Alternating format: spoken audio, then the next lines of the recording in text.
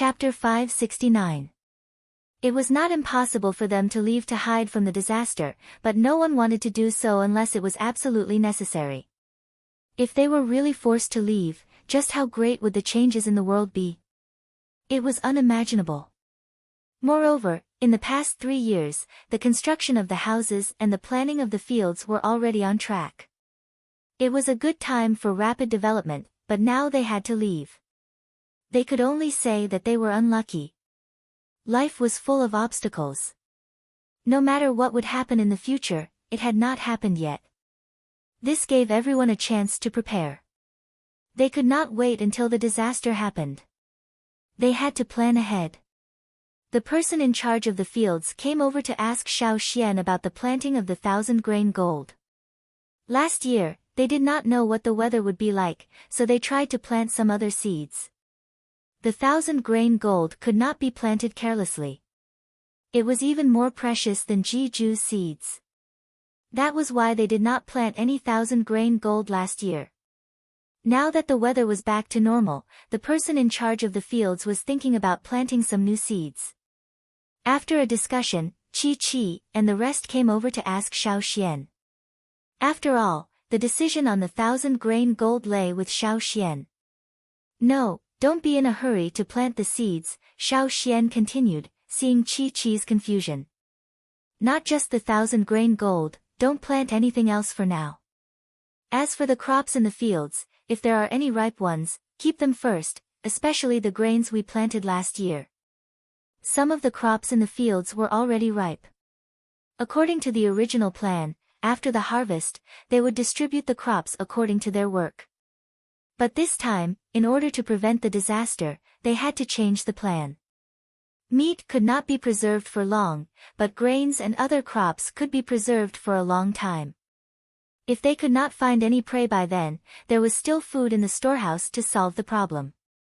Although they did not understand Xiao Xian's reason, since Xiao Xian had said so, Qi would do as he said. But if we do that, there will be a lot of empty space in the fields, Qi said. Qi said. In the past winter, the empty fields weren't left there all the time. The people in charge of taking care of the fields had used various planting techniques to fertilize the fields and wait for the seeds to be planted. But now, Xiao Xian actually asked them to stop planting. It wasn't that they had any complaints, they just felt that it was a pity. When Xiao Xian said that he would not plant anything for the time being, he did not mean that he would not plant anything. It was just that he would temporarily stop sowing those plants that had a long growth cycle. However, he could plant some plants that had a short growth cycle. The time between planting and harvesting was relatively short. Perhaps they would have matured before the disaster struck. At the very least, they would still be able to harvest some. Qi realized something from Xiao Xian's words. He nodded and left with a serious expression. Although Xiao Xian didn't say what would happen, the shaman had told everyone during this year's ceremony that they needed to be extra careful this year. Everything was for the sake of Yanjiao. There was nothing wrong with trusting their decision. Qi went to tell the other people in charge of the fields about Xiao Xian's intentions. Other than Yanjiao, some people in other parts of the continent also had a premonition of what was going to happen. For example, the Mang tribe and the other large tribes. The shaman wasn't an idiot either. He had a premonition before, but it wasn't strong at the time. Now, perhaps because the disaster was approaching, his premonition grew stronger. Every tribe was making preparations. Far away from the fearsome beast forest, far away from the large tribes, at the border of the continent, near the boundless river. The drumming tribe's trading team had just returned from trading with the Pu tribe. On the way back, they carried bamboo baskets filled with all sorts of utensils and stood on the backs of large crocodiles. The crocodiles in the river swayed their powerful tails. Only part of their bodies was above the water surface. They looked around with cold, emotionless eyes. In the past winter, the tribes in other parts of the continent had encountered quite a bit of trouble.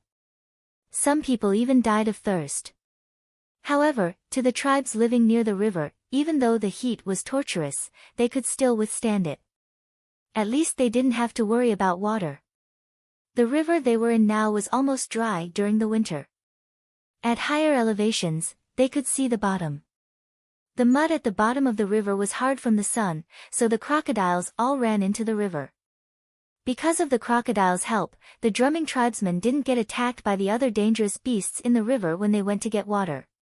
Under such high temperatures, not only were the people easily agitated, even the fish in the river were full of murderous intent. After winter, a few days of heavy rain caused these small rivers to rise again. However, it was only for a few days. During this period of time, the river had obviously dropped. When the crocodiles swam in the water, their mood was much worse.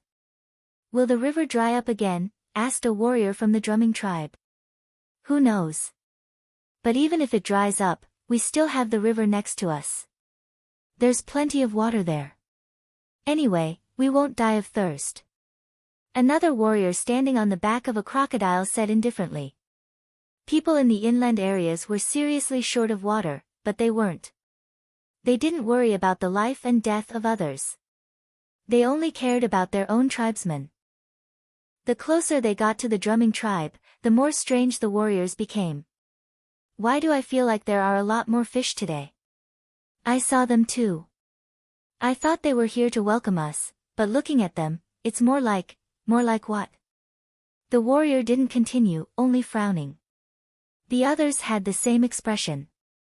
They were familiar with the crocodiles. The tribe's totem was the crocodile. They could see the emotions of the crocodiles. In the past, there weren't as many crocodiles swimming in the river as there were now. However, along the way, they found that the number of crocodiles in the river was more than 3 times more than before. Twice as many crocodiles was already abnormal.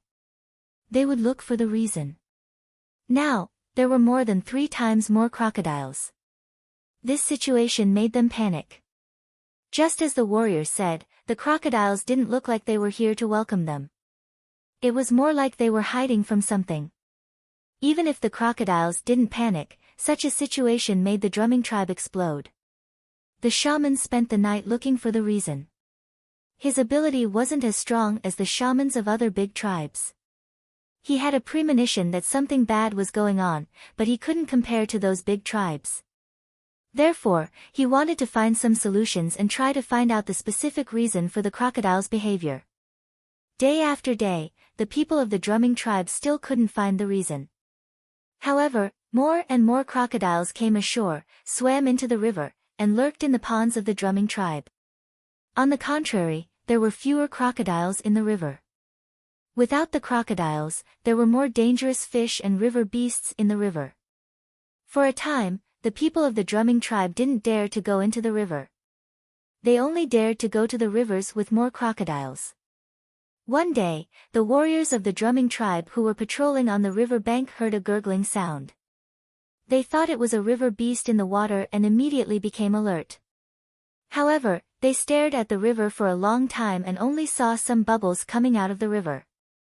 There were no river beasts. The fishes with sharp teeth in the river jumped out of the water from time to time.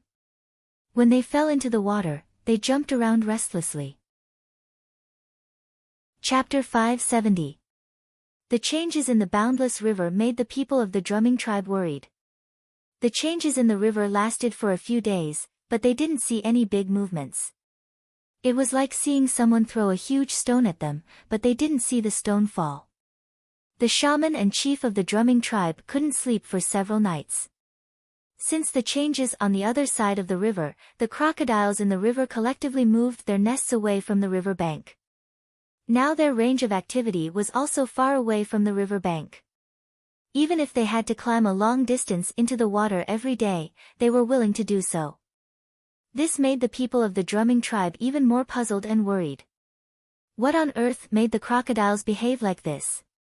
Until one seemingly peaceful day, the ground suddenly shook. The crocodiles that were swimming in the water panicked and climbed ashore from the river. They continued to run away from the river bank towards their new cave. The man standing on the crocodile's back was overturned. No matter how he shouted, the crocodiles didn't look back and kept climbing towards their new cave. After the earthquake, there was no more movement. When the warriors of the drumming tribe checked around, they found that there were many dead fish in the river. A few days ago, the fish that were fiercely jumping on the river and biting each other with their big mouths were now floating on the water with their bellies turned up, motionless. This. What's going on? The patrolling warriors hurried back to report this to the shaman and chief. In the following days, there would be an earthquake every 10 days or so. Moreover, the interval between each earthquake was getting shorter and shorter, and it was getting more and more intense. The people of the drumming tribe followed the instructions of the shaman and the chief. They learned from the crocodiles and moved all their houses away from the river bank. At that time, the water in many places on the mainland had dried up. The good thing was that the weather didn't change much. It was still the same as in previous years. However, every time it rained, the people of the tribe and the wanderers who depended on the tribes would rush to bring out the prepared pots to collect water. The tribes that were good at making pottery made a lot of money in such a strange living environment. In the past, large pottery was not easy to sell. Now, the best sellers were the terracotta jars and large pots. Making pottery was easy, but making good pottery was not easy. Many people's pottery wasn't of good quality. It was easy to break, and water would seep out of the walls of the jar. Some of them couldn't be used for long and weren't strong enough. They could only buy pottery from the trading places. It was the same in Yanjiao. The tourists would also request to use their labor in exchange for pots and jars. After the shower ended, the people inside and outside the tribe were all busy. They put the pottery that was placed outside to catch water into the house. Now, because of the special situation, if the shamaness felt that it was going to rain, she would inform the people in the tribe in advance. Then, when they saw the change in the sky, everyone would hurriedly move out the tools they used to collect water, filling up the outside. In the end, there was not much space for people to walk outside. However, when it was raining, not many people were outside. Everyone was busy fetching water. The shaking of the ground was not only felt at the edge of the mainland, but also felt in other places. Especially in the forest where Yanjiao was located, it was especially intense. Every time the ground shook, there would be chaos in the forest. Beasts would roar and birds would fly in disorder. What shocked Xiao Xian the most was that when he went out to hunt, he saw a volcano in the forest. The volcano had not erupted for a long time. There was a pool in the depression at the top of the mountain. Xiao Xian had been there with the hunting team. It seemed that the volcano hadn't erupted for thousands of years. There were many plants and animals living there. Xiao Xian didn't pay much attention to it at that time. But this time, when he went out with the hunting team, carrying the prey to the cave where they rested, Xiao Xian saw the towering mountain that was thousands of meters above the ground. It looked the same as before, but it gave Xiao Xian a strange feeling. Xiao Xian also asked the others in the hunting team. When they saw the volcano, they didn't feel anything special. Only Xiao Xian felt more and more frightened. He always felt that there was a ferocious monster hidden under the tranquility. It might not be that there was a giant beast living there. Xiao Xian just felt a wave of panic when he saw the volcano. It was his first instinct. There must be a reason for it. Then, the successive earthquakes made Xiao Xian have a guess. If that guess was true, taking a deep breath, Xiao Xian called the people who were in charge of the farmland, and asked about the situation in the field. Some of the newly planted crops with short growing periods were close to maturity. They were just side dishes that the warriors didn't like. The non-totemic warriors in the tribe liked them, because they were good for their health. When the land was empty, the people who were in charge of the farmland chose to plant these seeds. The harvested grains and some food that could be stored for a long time were all processed and stored in the warehouse. Weapons were being forged all the time. Everyone had been making preparations for the uneasiness in their hearts. Just as the earthquakes happened again and again, the rainy season came. According to the situation in the past, the rainy season here was not as obvious as the rainy season on the river bank. It just rained more often. But this year, the rain was not only frequent, but also fierce. Everyone no longer took out the containers to hold the water. But this still couldn't reduce the panic in their hearts. Boom, the ground shook again. Many of the pots placed there to hold the water were overturned, and some even broke. Some people almost lost their balance. All kinds of utensils clanged against each other, and many children cried in the houses. This was already a very good situation. After all, the ground shook many times, and everyone was mentally prepared. They were not as panicked as they were at the beginning. It had only been 5 days since the last earthquake. The time interval was even shorter. Splash! The rain fell more rapidly. If it was in the past, many people living near the rivers would be worried that such a fierce rainstorm would cause the river to overflow and flood their farmland. But now, no one thought about the overflow of the river, because the water level was still relatively low. The Lu tribe. The chief of the Lu tribe stood in front of the pool occupied by their tribe with a wooden face. This place had become a bottomless pit. Since the end of winter, the pool had not produced any water. Even now, when the rain was unusually frequent, there was no sign of water coming out of the pool. This rainy season was unusual. Many people had never experienced it before. The rainfall was heavy and turbulent, but the river still didn't rise. The people of the drumming tribe who lived on the edge of the continent felt it even more strongly. The patrolling warriors stood on the bank of the big river, looking into the distance. Those huge figures of the river beasts jumped out of the water, making a long roar. They had lived here for so long. Every year at this time, they would hear the river overlords roaring and leading the river teams away. But this was the first time they heard the river overlords not roaring like in previous years.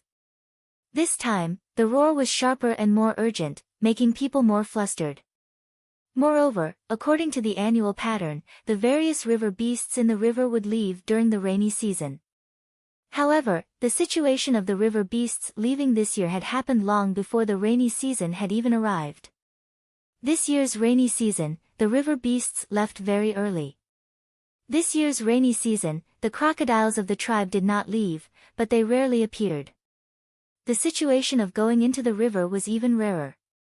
Most of the time, they stayed far away from the river bank. This year's rainy season, the water level of the boundless river began to fall in advance. Before the rainy season ended, the fall was obvious. No matter how heavy the rain was, it couldn't save the falling river. What do you think will happen? A warrior of the drumming tribe was drenched in the rain, wiping his face and asking. After he asked, he didn't hear the response of the others in the team. When he looked to the side, the warriors were all staring at the river, as if their eyes were going to pop out. Their faces were ashen, as if they had seen something extremely terrifying. What are you looking at? Look at how scared you are. Before he finished his sentence, the warrior also saw the situation on the river. In fact, they didn't see it clearly. After all, it was far away, and there was a thick curtain of rain obstructing their vision. They could only see a blurry shadow. But it was this blurry shadow that scared the patrolling warriors so much that they almost suffocated.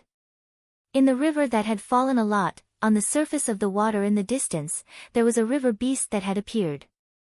The river overlord that used to give people an unparalleled sense of oppression suddenly exploded. Yes, it exploded directly. It was like a piece of soft mud that was squeezed hard by someone. In the distance, there was a bloody scene. The cry of the river beast stopped abruptly, and no other river beasts appeared. Everything on the river seemed to have suddenly quieted down. Perhaps there would be some sound at the point of the incident, but the river bank was far away, and there was the noise of the rain falling constantly, so the warriors of the drumming tribe couldn't hear anything else. In the distance, the river seemed to be shrouded in a bloody mist, and they couldn't see anything else. The rapid rain fell on people, fell into their eyes, and flowed through the narrow pupils of the people of the drumming tribe. They could bear the water entering their eyes, but the sudden rain fell too quickly, and it caused a little discomfort in their eyes. But at this time, that discomfort couldn't affect the mood of the warriors at all. After a little silence, the warriors of the drumming tribe reacted, and they all took a deep breath of the cold water vapor. The rain poured into the trachea from the nasal cavity, and several warriors were choked, coughing as if their lungs were going to be coughed out.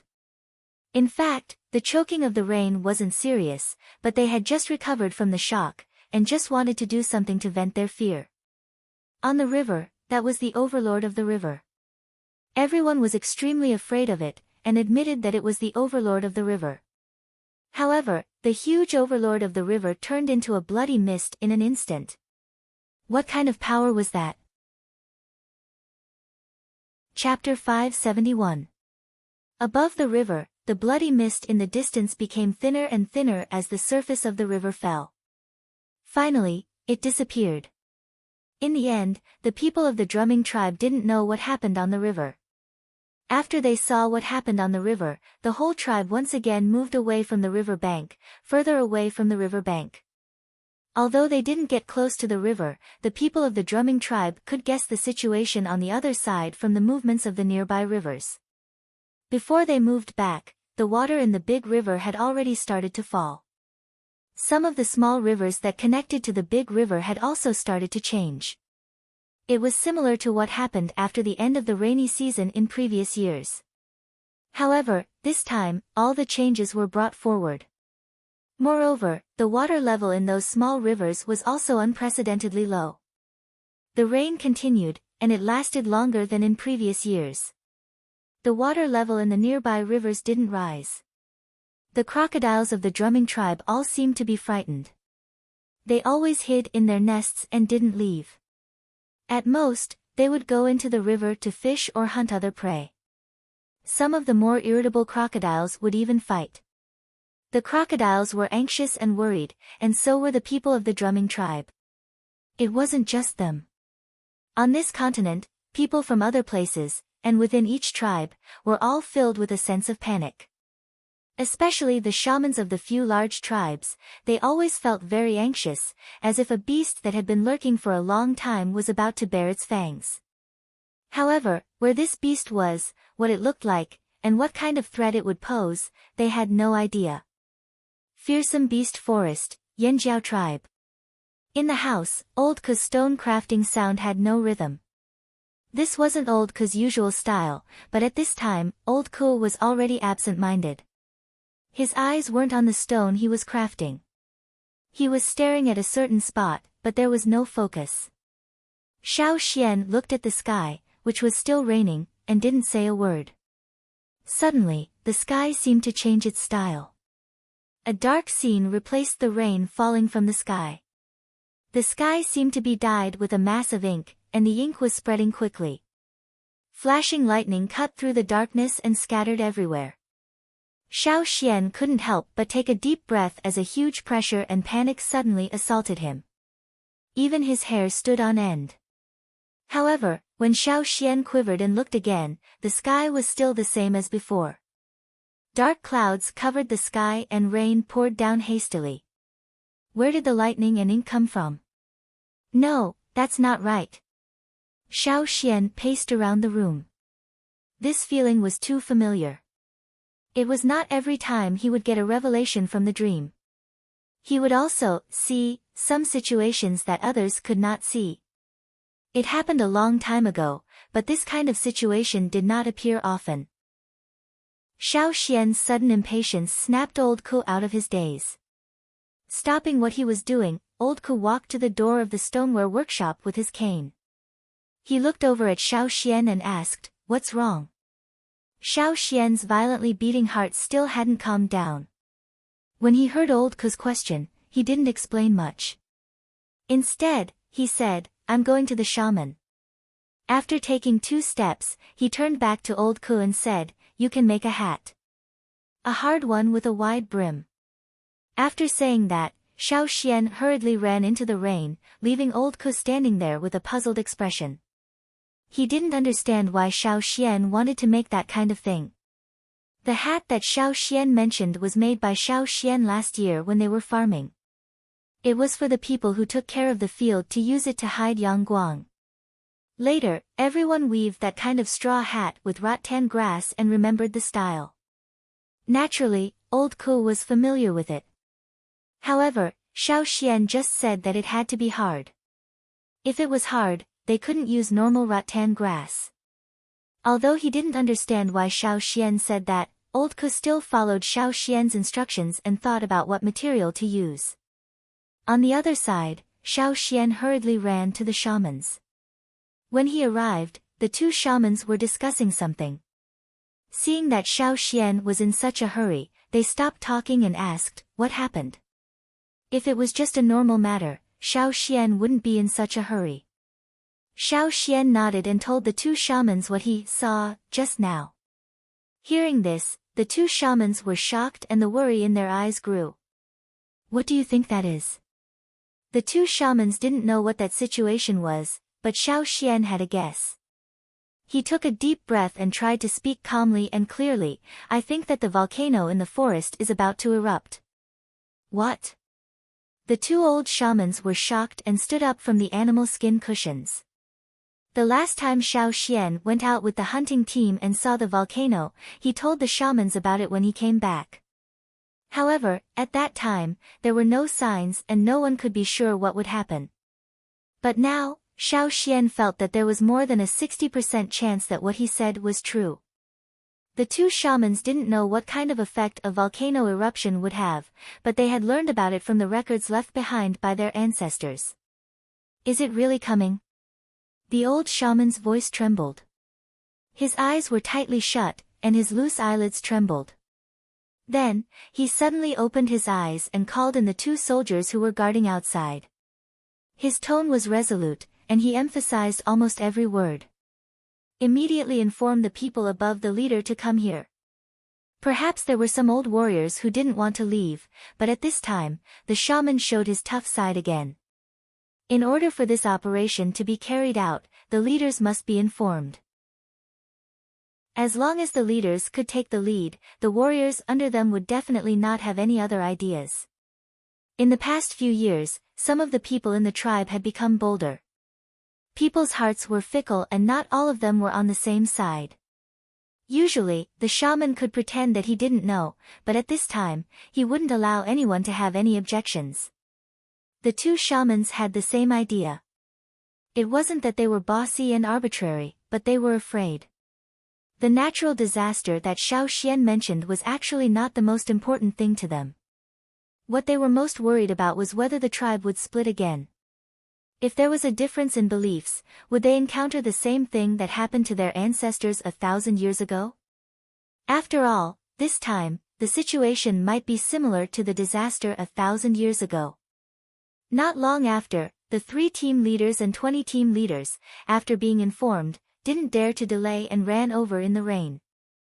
The shaman briefly repeated Xiao Xian's words, then said, "What I mean is, our tribe should be prepared to leave." Although they were already mentally prepared, when they heard this decision, they still couldn't bear to leave. "Then, when will we leave?" Ao's voice was hoarse, and there was obvious fatigue on his face. There were dark circles around his eyes, and he hadn't slept well these days. In response to this question, the two shamans looked at each other, then at Xiao Xian at the same time. Xiao Xian paused, then said, "We'll leave as soon as the rain stops. In the next few days, everyone should be prepared. If you lose everything, you can start over again, but if you lose your life, you lose everything." The rain continued for a few more days, until one day, it suddenly cleared up, and Yang Guang was radiant. However, the Yanjiao tribesmen's mood wasn't as radiant as Yang Guang's. They were already prepared to leave this place that they had devoted themselves to for more than 3 years. Chapter 572. The Yanjiao people were already feeling gloomy after leaving their homeland, which they had painstakingly rebuilt for 4 years. There were still unknown dangers and an uncertain future ahead of them. Everyone's emotions were very unstable. The meaning of the old haunt was different from other places. This was the root of the Flaming Horn tribe. However, without the fire seed, the meaning of the old haunt seemed to have changed a little. No matter what, the old haunt was different. Leaving this place, everyone's hearts were extremely complicated. Their footsteps were heavy. This was different from the last large-scale migration. Last time, they had embarked on the migration road with endless hope and longing, endless motivation, and a constant feeling of returning to their roots. But this time, they seemed to have felt the feelings of their ancestors 1,000 years ago.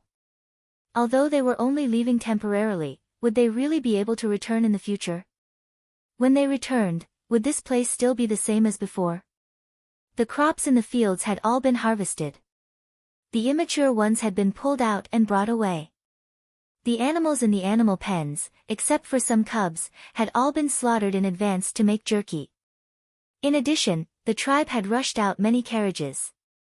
There were oxen, horses, and other livestock to pull the carriages. There were also a few ferocious beasts in the tribe. They had pulled carriages before, so they were very experienced. This time, there were many carriages. There were materials in the forest, as well as metal tools. Some parts of the beast carriages that were not suitable for use with stone tools could be replaced with metal tools. That way, the beast carriages could be made more sturdy. Therefore, compared to the last large-scale migration, there were many more people in the group this time. There were also many carriages. Among them, there were some beast carriages that were made to look like big boxes. No one was allowed to go near them. Except for a few people in the tribe, anyone who went near them would be severely punished. Inside the carriages were the veins of the sky that had been dug up again. The largest carriage was used as a temporary flower pot, and the 1,000-year-old veins of the sky had been transplanted there. If the weather was good, the guards would open the wooden boards above to let the plants bask in the sun. Fortunately, the veins of the sky were not as big as cabbages. Only the roots were a little damaged. After all, the longest part of the veins of the sky was its roots, which were like the pulse of a human. In the middle of the group, there were dozens of large carts filled with food, and there were also many guards around them.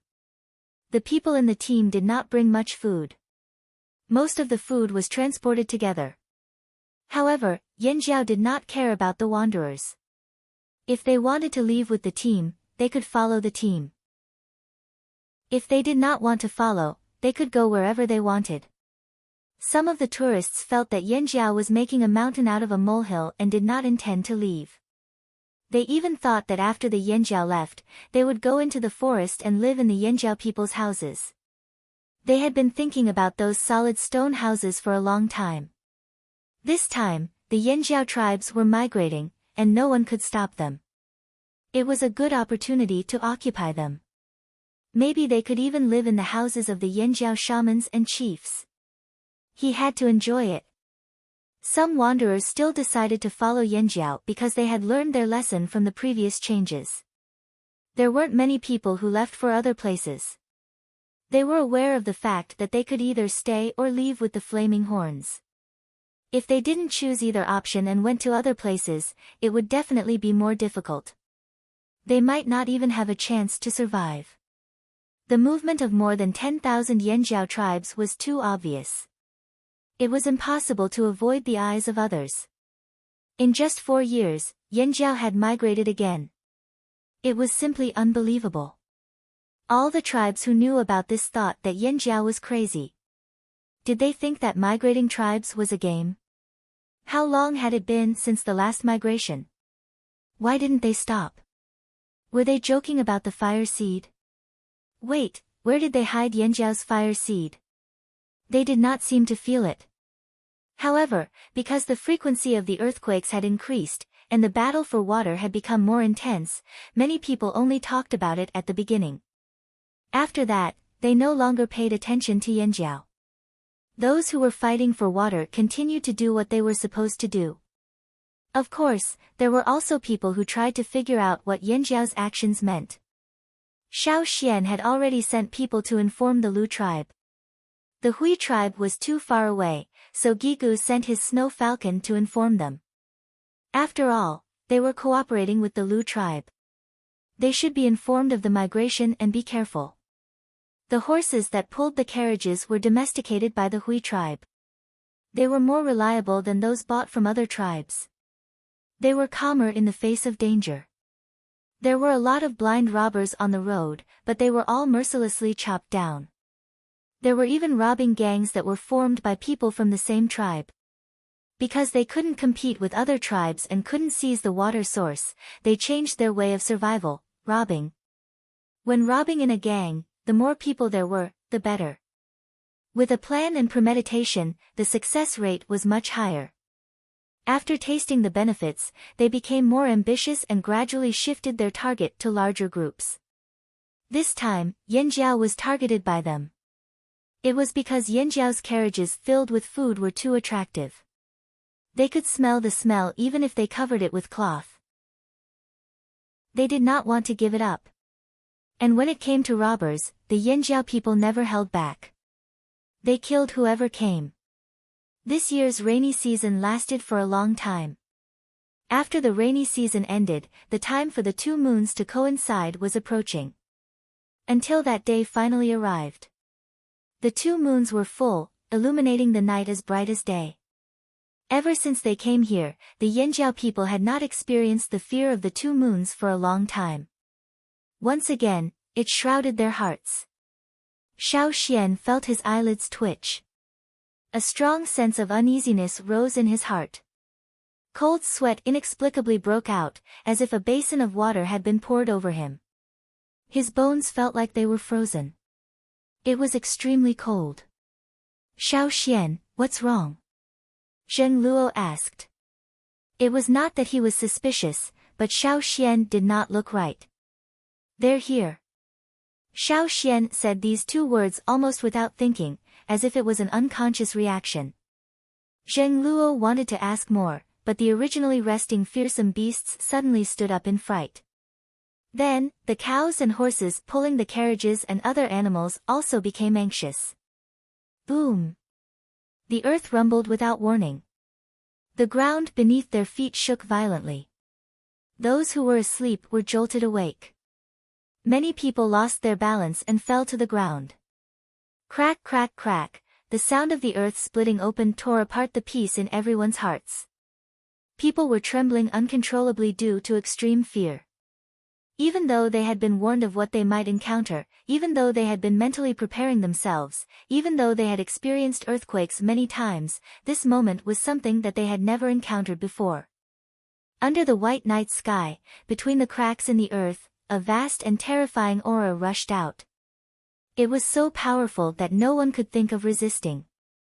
That wasn't something that any beast could do. Not even the beast kings that people thought to be unstoppable could have such destructive power. This was the power of heaven and earth. This time, it was not like the previous earthquakes that were just for fun. Then, there was a violent rumble that almost made everyone lose their hearing. The people in the group stared blankly at the place they had walked before resting. There, a rock wall with no end in sight rose from the ground. It was as if a pair of hands had broken off the earth. The ground shook violently, dispersing everyone's thoughts. At that moment, their minds were blank. Any kind of power could only be truly experienced after experiencing it personally. In the past, they could not understand why their powerful ancestors were forced to leave their homeland. Now, they felt it. And this was just the beginning. The night was as bright as day. Everyone was anxious. Chapter 573. When the night gradually faded away and the 2 moons were finally replaced by the sun, the earthquake was still not over. Ferocious Beast Mountain Forest. The chaos had already begun before the earthquake. The ferocious beasts who had a bad premonition took action first. Even if they were mortal enemies who fought for territory on normal days, now that they met in the forest, they would not look at each other. They were running for their lives. Perhaps because their level of evolution was higher than the other ferocious beasts in the forest, they could feel the approaching threat more clearly. They had no other thoughts now. There was only one thought in their minds, and that was like an instinctive reaction from the bottom of their hearts. Run. Run to a place far away from danger. Therefore, many ferocious beasts fled in all directions. Because of their movements, the forest was also stirred up. Until the roar came, the whole ground began to shake. The forest seemed to have completely lost its balance and was in chaos. Fissures suddenly appeared in this mountain forest that was home to billions of creatures. Some of the beasts that couldn't escape in time fell directly into the fissures. They only had time to let out a cry of despair. The ferocious beasts who could not stop in time fell one after another. Those who managed to stop were also knocked down by the ferocious beasts behind them. They became the souls of the dead under the cracks. A ferocious beast used its powerful jumping ability to cross the cracks that had just appeared. However, it did not even have time to rejoice. In the next moment, a rock wall suddenly rose from the ground and appeared in front of it. The whole ground shook violently, constantly letting out deafening roars. No matter how majestic and ferocious the ferocious beasts were, at this moment, in front of such power, they could only tremble. The pool at the top of the volcano that Xiao Xian had seen before was long gone. Moreover, before Xiao Xian and the others left, there were warriors who went to check it out. In the depression, there were only some melted rocks. And now, when the sun rose, with an earth-shattering bang, terrifying and violent volcanic ash and rocks shot high into the sky. The shockwave dispersed the clouds around the top of the mountain at a speed visible to the naked eye. It quickly spread out in a circle and spread further away. When the volcano erupted, the peaks of the few mountains near it collapsed instantly. The clouds above the mountain pass were even more vulnerable. They were completely pierced through by the black, yellow, and white rocks and dust. The sudden eruption of the volcano that had been dormant for nearly 1,000 years brought scorching hot air currents that poured down like a waterfall towards the surrounding forest. Crimson lava fiercely surged down from the mountain pass.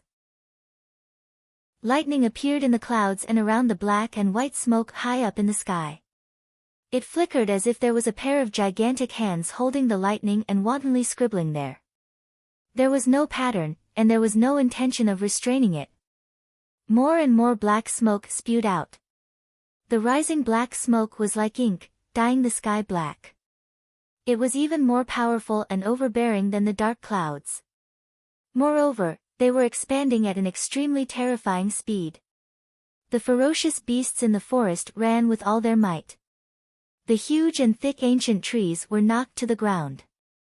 Some of the weaker beasts were directly knocked to death. They had no time to dodge at all. The carcass of the ferocious beast that had been killed by the tree didn't even last a second. In the next moment, it was trampled into mud by an even larger beast running from behind. The tree that had caused its death was directly knocked down. The cracking sounds were like the screams of the forest. All around them were frantic beasts. Big and small, they ran without any sense of reason. The slightest bit of carelessness would cause them to crash into each other. They were already so scared that they didn't have any ability to think. They could only rely on their instincts to run away from danger. As for the rest, they could only resign themselves to fate. This kind of situation was already beyond the control of these insignificant creatures. In the place where the Yanjiao tribe was located, there were still wanderers who hadn't left with the Yanjiao team. They had stayed here for the first 2 days and felt very comfortable. They had big houses to live in, and some people had even changed the houses that the shaman and chief had lived in.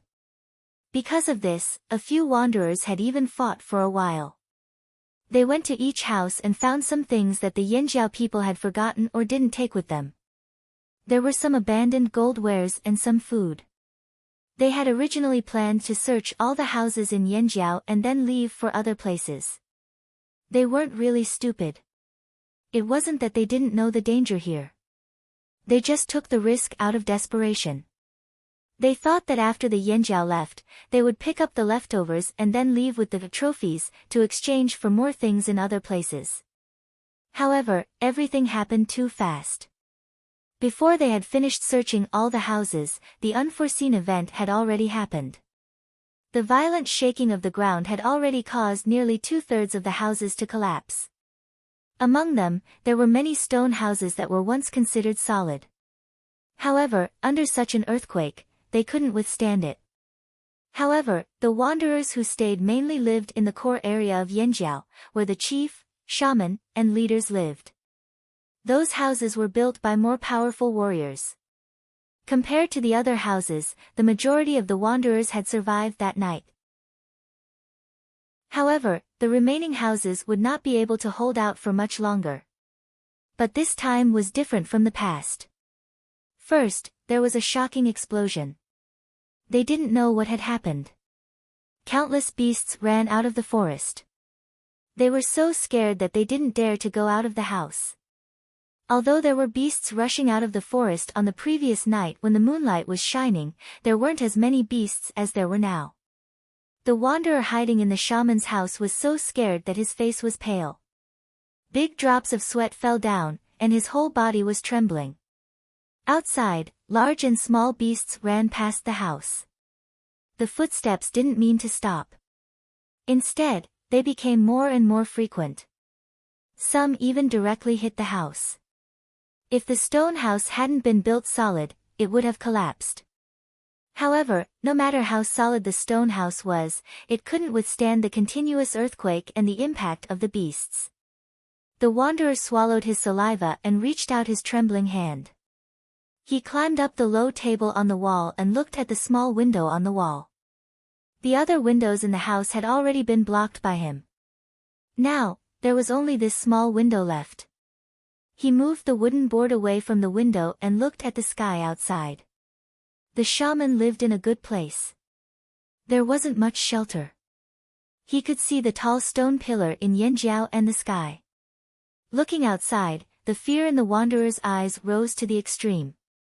At that moment, he had given up on living. In the sky, the red clouds under the morning sun were quickly dyed black. The rolling ink-like black smoke covered the sky and was spreading out of the forest. The dense flock of birds tried their best to speed up and leave this hellish place before the black smoke. However, they were still overtaken and swallowed into the darkness. The light of the day was quickly dimming. Rocks and other things were thrown out of the ejecting place like cannonballs. They smashed everywhere in the forest. Even the edge of the forest and outside the forest were not spared. The tall stone pillar that stood near the fire pit was the one that Xiao Xian rebuilt later. The original one survived the disaster 1,000 years ago but was destroyed by the Wancher people. The new one wasn't as lucky as the old one. This time, the disaster was more serious than the one 1,000 years ago. Bang! Bang! Bang! The falling stones smashed down one after another, smashing into the house and the stone pillar, causing stone chips to fly everywhere. The roars of the beasts, the explosions, and the sound of the rocks hitting each other intertwined. It was so loud that no one could hear anything else. When the last light disappeared, it was pitch black all around. The explosions continued. The panicked beasts were still frantically looking for a way out in desperation. The black smoke in the sky continued to spread. Below, it was like the end of the world. Chapter 574. At the place where Xiao Xian and the others were resting, they also heard the deafening sound of the eruption. It wasn't just at the Yanjiao team's resting place. Some tribes even further away heard it too, but they didn't know what it was. Originally, they planned to continue their journey after taking a rest. Before they left the tribe, they had discussed several times. Finally, according to the simple route left by their ancestors, they selected some places where the tectonic plate movements were not so strong. In Xiao Xian's opinion, the places outside the earthquake zone would always be safer. Xiao Xian didn't draw out a long route. Back then, their ancestors walked directly to where the drumming tribe was today. Xiao Xian's route was inland. With such strong seismic activity, he didn't know what would happen at the edge of the mainland. Although inland was also dangerous, it was safer. Now, they were only halfway along the route. They hadn't really reached the inland and were still some distance away from the big tribes. The snow falcon that delivered the letter to the Hui tribe had just returned. It came back trembling and landed on Gigu's shoulder. It wouldn't fly no matter what. Should we continue? Ao stabilized his shaking body and asked Xiao Xian. The earthquake was still going, but it was sometimes weak and sometimes strong. When it was weak, they could barely walk. When it was strong, they couldn't even stand. That was why everyone was panicking. No.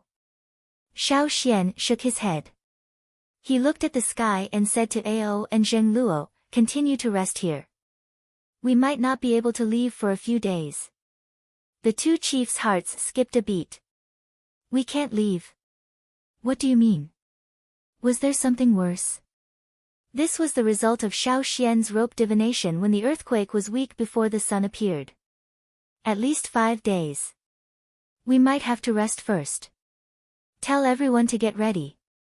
Don't go near the cracks. Don't get separated. Take out your hats," Xiao Xian said. Although they didn't know why Xiao Xian said that, the two leaders still followed Xiao Xian's instructions. The group that was slightly scattered due to the earthquake gathered together. Food and water were distributed, and the hats that they had made before leaving the tribe were also taken out. Not long after, the sentinel exclaimed. Everyone looked in that direction. On the horizon, darkness was spreading towards them at an extremely fast speed. "That direction is..." Ao's voice trembled. That was the direction of the ferocious beast mountain forest, and the black sky was coming from there. The spreading blackness caused a lot of panic. "What is that? What's going on?" The restless ferocious beasts and reared animals were forcibly held down.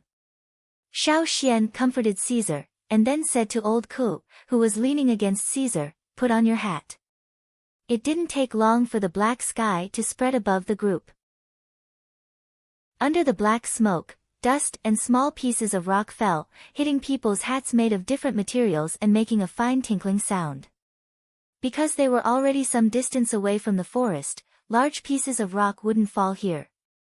Most of it was dust and small pieces of rock. For the tribesmen, it was fine as long as they wore their hats. An old warrior covered his face with a thick linen cloth to block the flying dust. He wore a large animal skin cloak and held his child in his arms. He wrapped the cloak so that only a small mouth could be seen. Pulling on the leather rope tied to his chin, the old man pulled back the hat made of big nut shells from the forest that had been blown up by the wind. He knocked on the hat to shake off some of the dust on the hat, and then looked at where the leaders were.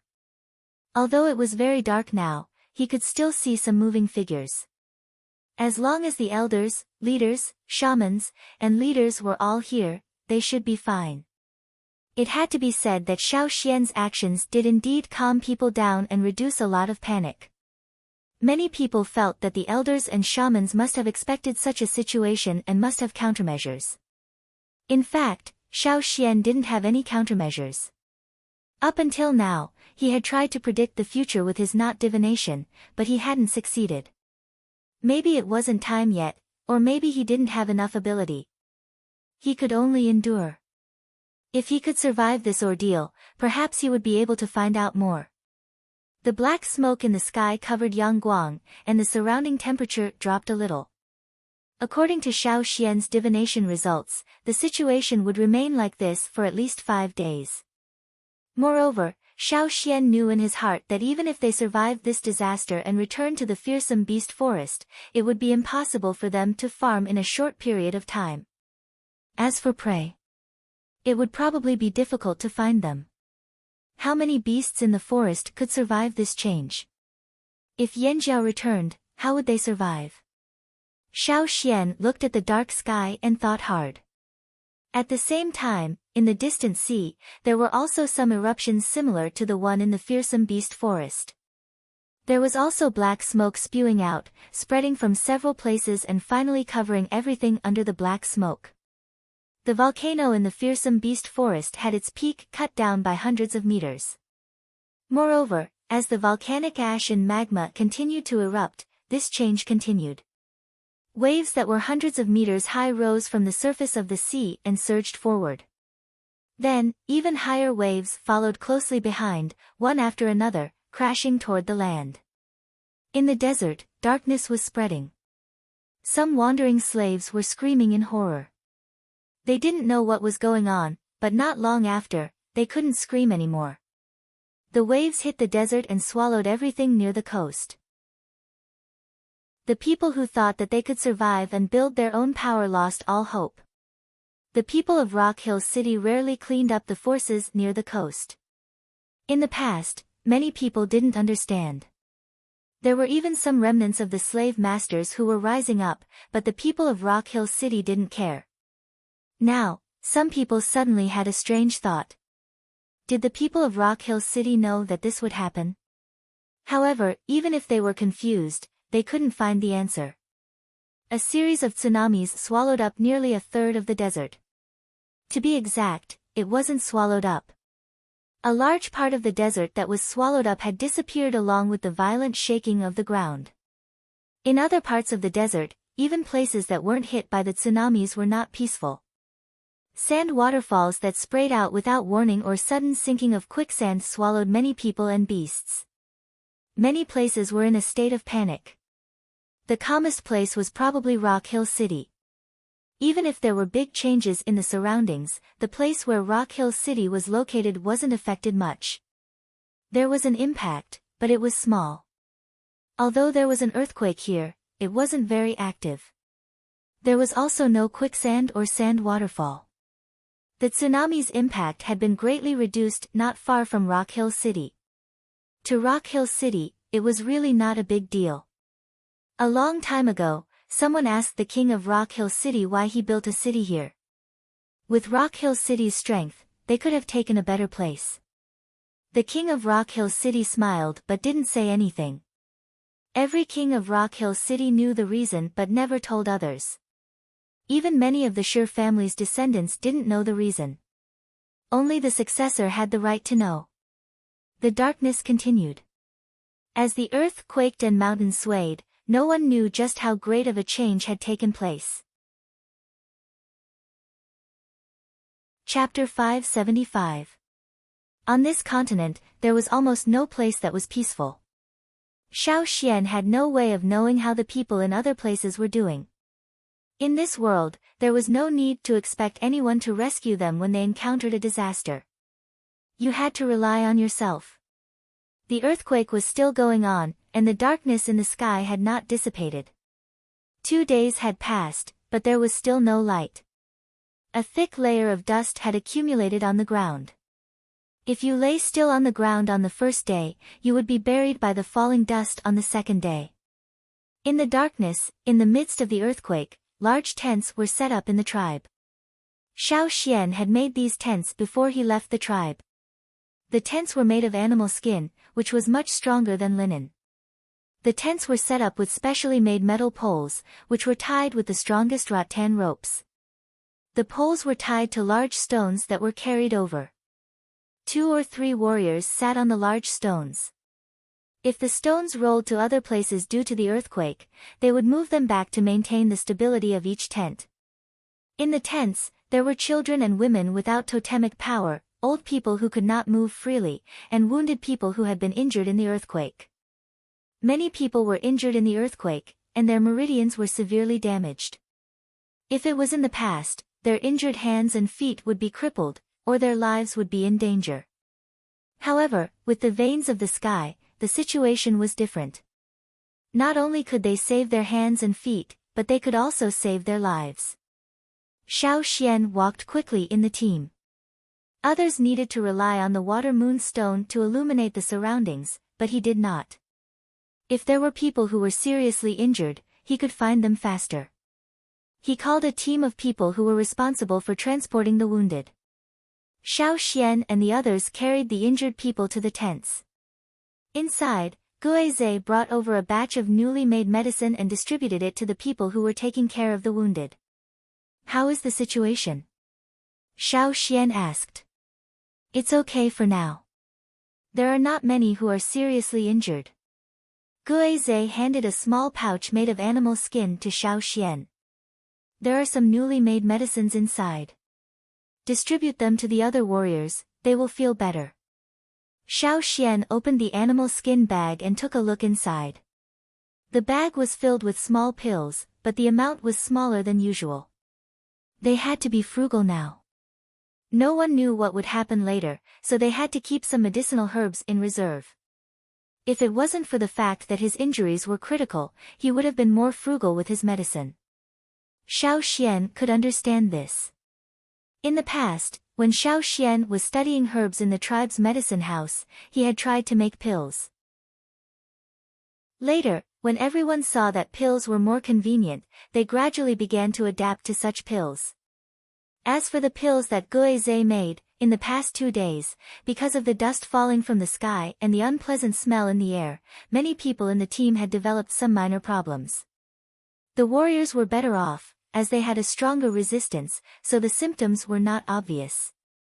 However, those who had not awakened their totemic power were unlucky. They could not breathe properly, and their lungs were damaged. Even if they were covered with linen cloth, it was useless. The pills that Guizhe gave them were for this situation. The warriors would not stay in the tent like those who did not have totemic power. They had to be outside to guard against all kinds of dangers, and they also had to look for the injured. Their bodies were more or less affected. Although they could not see it now, it did not mean that they would be safe in the future. Therefore, it was always good to take some medicine as a precaution. When Xiao Xian went outside to distribute the pills, he bumped into Duo Kong, who was coughing. He was annoyed by the linen cloth, so he took off the linen cloth that covered most of his face. As a result, the dust that fell off was inhaled into his nose, and he choked until he almost collapsed. "It's time to take your medicine." Xiao Xian handed him a pill. "Although it's uncomfortable to cover your face with linen, it's still better than you." Xiao Xian did not need to say more.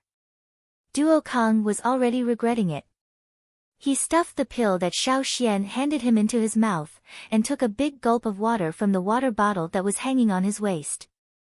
The refreshing feeling dispersed the pain in his throat from coughing, and his breathing became smoother. After he recovered, Duo Kong sat on the ground. He did not care about the layer of dust on the ground, and asked Xiao Xian, "What should we do from now on?" Xiao Xian knew that they were starting to panic. Not only Duo Kong, but the others, the chief, the shaman, the various leaders, and even the soldiers who did not say anything but looked worried and anxious, were all worried. After all, they had never encountered such a thing before. After these 2 days, no one could remain calm. Xiao Xian thought for a while, and called Tua, who had just left the tent after sending the injured, over. He passed the pouch with the pills to him, and asked him to distribute the rest of the pills to those who had not taken the pills. Then, like Duo Kong, he sat on the ground, tilted his head, and patted the layer of dust on his hat. He took out a straw rope from his pocket.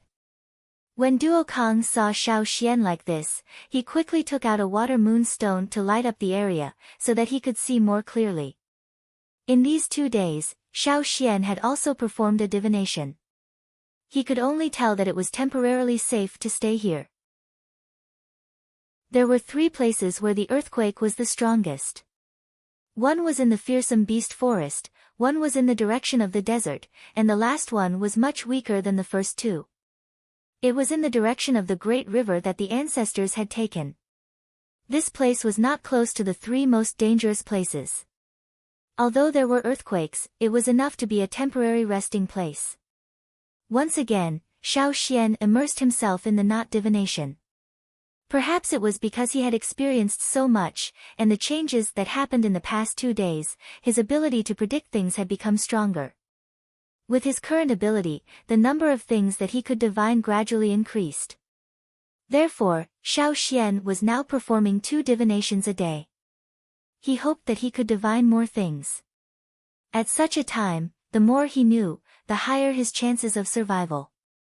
During one of the 2 divinations a day, Xiao Xian would divine the location of the path of survival and the direction that the tribe should go. Even if he wanted to use the fire seed, it was impossible.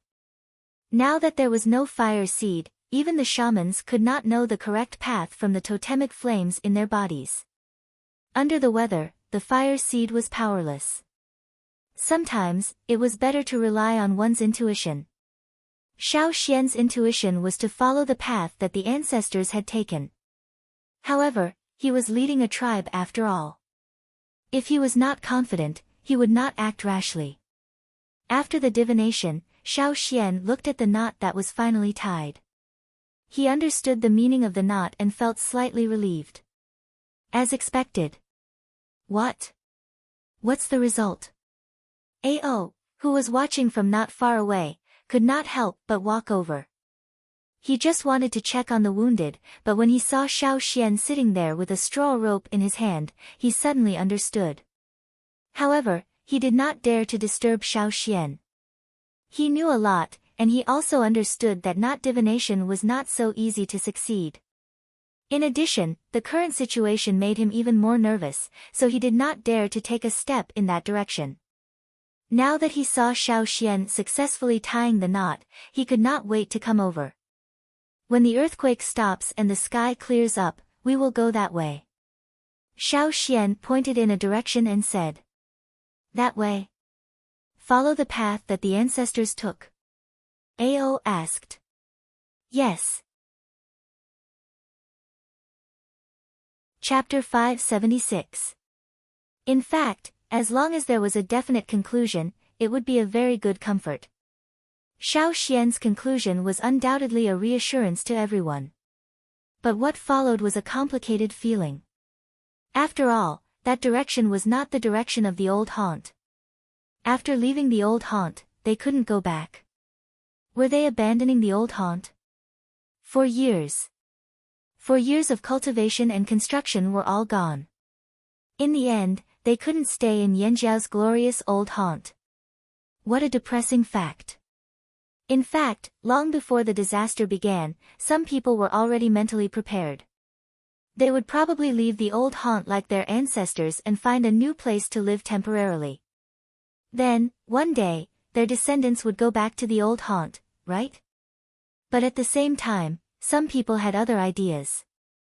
After all, the old haunt was so attractive and cohesive, not only because it was Yanjiao's old haunt, but also because it was the fire seed. The fire seed's fire vein was in the old haunt. Back then, the fire seed was not complete.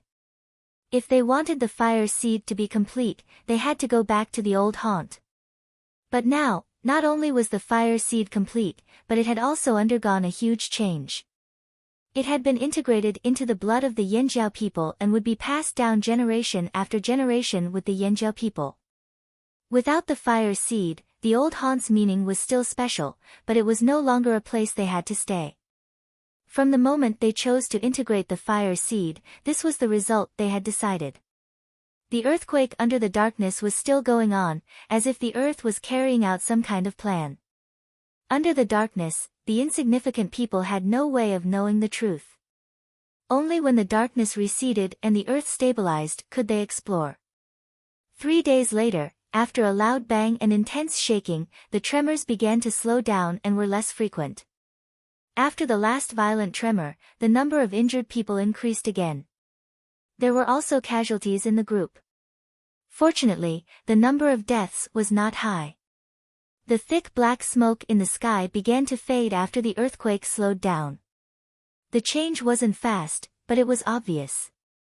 After a while, one could see some moving figures even without the help of the water moon stones.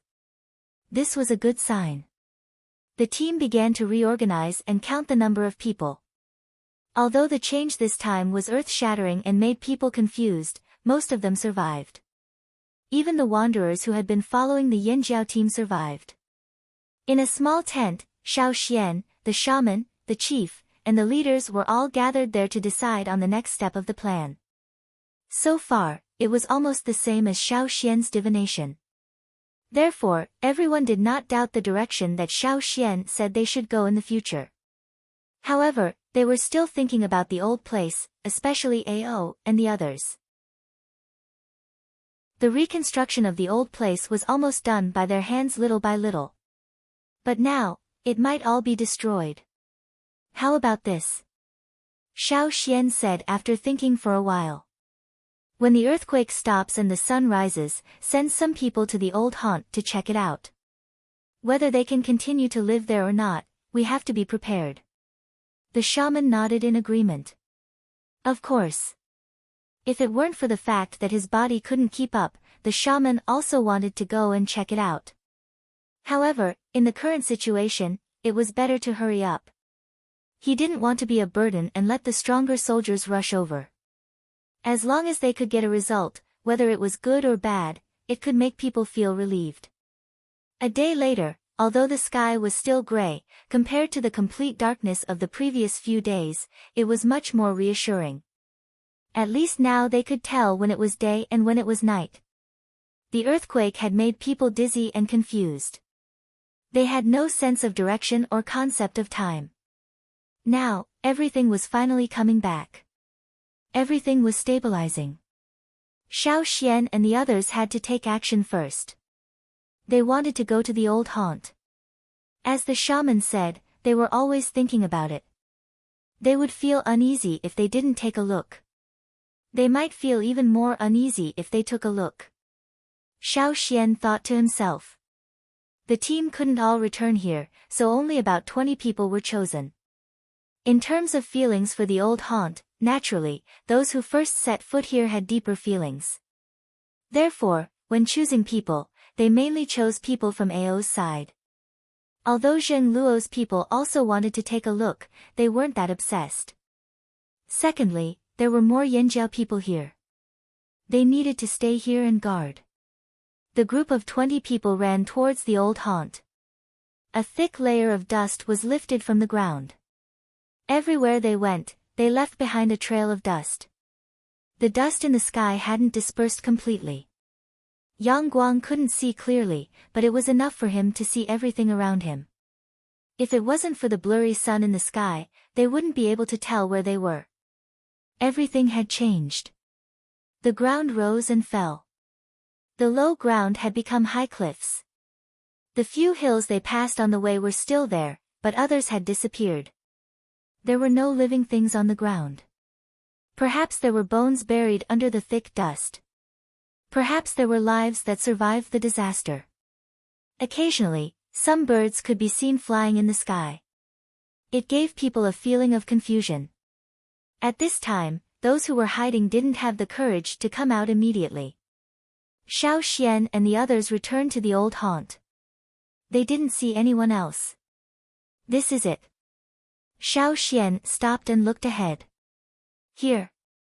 You're saying this is Yanjiao's old haunt? How is that possible? Ao was so shocked that he almost jumped up. The shock in his eyes was obvious. His face was trembling as he tried his best to turn his head and look at everything in front of him. In front of them, it was the same as the other places they had passed. It was even more flat. Other than the color of the dust on the ground, it looked like a desert. But Xiao Xian said this was the old haunt. Ao began to tremble all over. Xiao Xian took 2 steps forward. Then he pulled out his sword and swept away the thick dust under his feet. Under the dust, there were many pieces of gravel that couldn't be seen clearly. Some of them were stained with brown blood. Perhaps they were left behind by the beasts that had fled from the forest. Or perhaps they were left behind by the wanderers who hadn't left. Xiao Xian could see through the layer of dust and see a little of the scene below. In places where the ground bulged, there were piles of stones from collapsed buildings. There were also corpses of giant beasts that had already died. The giant beasts that had once been so arrogant in the forest couldn't escape this disaster. Under the power of heaven and earth, all living things were ants. Perhaps there were all kinds of creatures in the depths of the forest that had escaped this disaster. But right now, the Yanjiao people were only concerned about the ruins of the old haunt. Even if there were other places in the forest where people could continue to live, they were no longer the old haunt. In the hearts of the Yanjiao people, they were no longer the old haunt. The black dust under his feet had a pungent smell. Xiao Xian picked up a stone and pulled it up. It was only half a meter long and incomplete. If it weren't for the patterns on it, Xiao Xian wouldn't have recognized it. This was the stone pillar that he had personally engraved the patterns on. Now, the stone pillar had fallen, and the cracks were even more severe than the one that had been destroyed by Wan Shi. There were already many craters on this piece of wreckage, and the original patterns had been destroyed.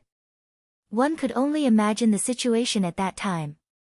This was much more terrifying than what their ancestors had encountered. Although the old haunt had changed a lot after their ancestors left, many things had been preserved. The forest was still there. But now, as far as the eye could see, there was only one word to describe it: destruction. It was a complete and utter destruction. After 4 years, all traces of life were gone. The dense forest and towering mountain peaks were all gone. All that was left was a wasteland. Even Ao, who had always been calm and steady, couldn't help but choke with sobs. Some of the warriors cried. Pitter-patter. Pitter-patter. Drops of rain fell from the sky, and soon became rapid. The raindrops hit the wasteland, splashing up a lot of dust. There was a lingering smell of destruction in the air. The rain began to wash away the haze in the sky. Some gray rain fell on Xiao Xian's face, leaving mud-like marks. A group of 20 people stood in the rain in silence for nearly an hour. Then, they knelt towards the land, performing the highest ceremony of the tribe, offering sacrifice and farewell. Perhaps, they wouldn't be able to live here again in their lifetime. Perhaps, one day in the future, their descendants would bring the tribe back to this homeland that had been restored. Even if there were still unstable factors lurking here, an old place was still an old place. This was the persistence of the tribesmen. The rain became heavier, and the dust on the ground turned into mud. After kneeling on the ground, the group of people were covered in black mud. But at this time, no one cared. When they got up, the sorrow in their eyes had disappeared, and what was left was determination. There was still a road behind them. They had only walked a small part of that road, and the rest of the tribe was waiting for them. Looking at the old haunt on the wasteland again, the group of 20 people turned and left. Chapter 577. When they returned to the team, the weather had begun to clear up. After the continuous darkness and turbidity, they saw the clear sky again, which made them feel much more relaxed. A rainbow appeared in the distance. However, at this time, no one wanted to take a look at those wonders at all. They were all worried about the future. During the time when Xiao Xian and the others left for the old haunt, several groups of people were sent out to inquire about the situation in different directions. Knowing more information about other places would be beneficial for Yanjiao's later actions. When Xiao Xian and the others returned from the old haunt, several groups that had gone out also came back one after another not long after them. According to them, there wasn't a single place that wasn't damaged. However, some tribes suffered heavy losses, and the terrain changed greatly. The ground cracked, and countless houses collapsed, and some even disappeared. However, some places didn't suffer as much damage. The most obvious ones were the places where the large tribes were located. Some small and medium-sized tribes were hit to varying degrees, but comparatively speaking, the big tribes, such as the Mang tribe, the Eight Limbs tribe, the Longboat tribe and so on, suffered some losses, but to the whole tribe, it was not too big of a blow, and didn't hurt their bones. Where they were, the earthquake was not too violent. In terms of degree, it was probably similar to where we were resting. The returning soldiers said. I heard that thousands of years ago, many tribes were not in their current positions. For example, the Mang tribe and the Eight Limbs tribe were not close to each other. They migrated later. Ao said. In the past 4 years, he had learned a lot of information from the people in the traveling group. It seems that they also migrated at that time. It's just that they did not migrate far away and occupied several relatively stable places. That's why they suffered less damage during the catastrophe. Xiao Xian said. Every tribe settled down for a reason. They wouldn't settle down there for no reason. Just like how the flaming horns used to live in the fearsome beast forest, they hunted for prey. For a tribe that no longer hunted for a living, a relatively stable land with fertile soil and a water source was a very good place to settle down. No wonder those tribes didn't do anything. They were already prepared. The shaman sighed. It was because the ancestors of those few tribes had occupied several relatively stable and convenient places to develop during the earthquake that they were able to avoid the disaster of that year and this time. However, some small tribes that happened to be in the areas where the earthquake was intense were unlucky, and some of them were even exterminated. That's why a good place is so important. The two shamans sighed in unison. However, how could a good place be so easy to find? Back then, Yanjiao lived in the ferocious Beast Mountain forest, which was far away from the few places where the earthquake was relatively weak. They didn't have time to fight for territory, so later on, the tribe had to travel far away to find a place to live. So where would Yanjiao go this time? In fact, as early as when Xiao Xian pointed in that direction, Wu and Ao had thought that it might be the place where they used to live, but they immediately denied it. After all, there was still a river that they couldn't see on the other side of. At this time of the year, how could they get there? Or would they have to wait another year to get there? After the people who went out returned, the group set off again. This time, they went directly in the direction that Xiao Xian had pointed out. The old land had been destroyed, and they couldn't go back to live in the short term. They had to find a new place to start over. Although the old land had been destroyed, the harvest of the past 4 years couldn't be erased. Pottery, metalware, textiles, farming, breeding, and so on had made great progress. After being isolated from the world, Yanjiao people were like dry sponges, crazily absorbing everything. In the past 4 years, too many changes had happened, especially the fire seed. Without the power of the fire seed, would the group disperse? This was a huge stone hanging in the hearts of the shaman and the chief. However, they had to take it one step at a time. First, they had to find a new place to live. Xiao Xian looked at the new knot. He just wanted to confirm where the road was. How is it? The two chiefs next to him stared at Xiao Xian nervously. Follow the original plan. Keep going in that direction. Xiao Xian balled up the rope in his hand and squeezed it with his fingers, crushing the knotted rope into bits of grass.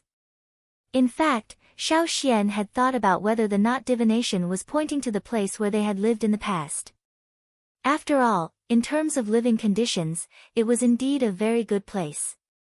It was very suitable for the Yanjiao people. Otherwise, the Yanjiao tribe wouldn't have been able to live there for nearly 1,000 years and still be living well. However, the river was the biggest obstacle. The long group continued to move in that direction. Many of the carriages and ox carts had been destroyed in the disaster, so they couldn't accommodate more people. Sometimes, they used animals to carry the injured. Along the way, they encountered many robbers. However, Yanjiao had many people and tight defenses, so they didn't let the robbers succeed. Most of the robbers were from small tribes. The disaster of their tribes was almost a devastating blow to them. They had no food and no manpower, so they could only crazily fight for the loot. Yanjiao's route was different from when they first went to the old haunt.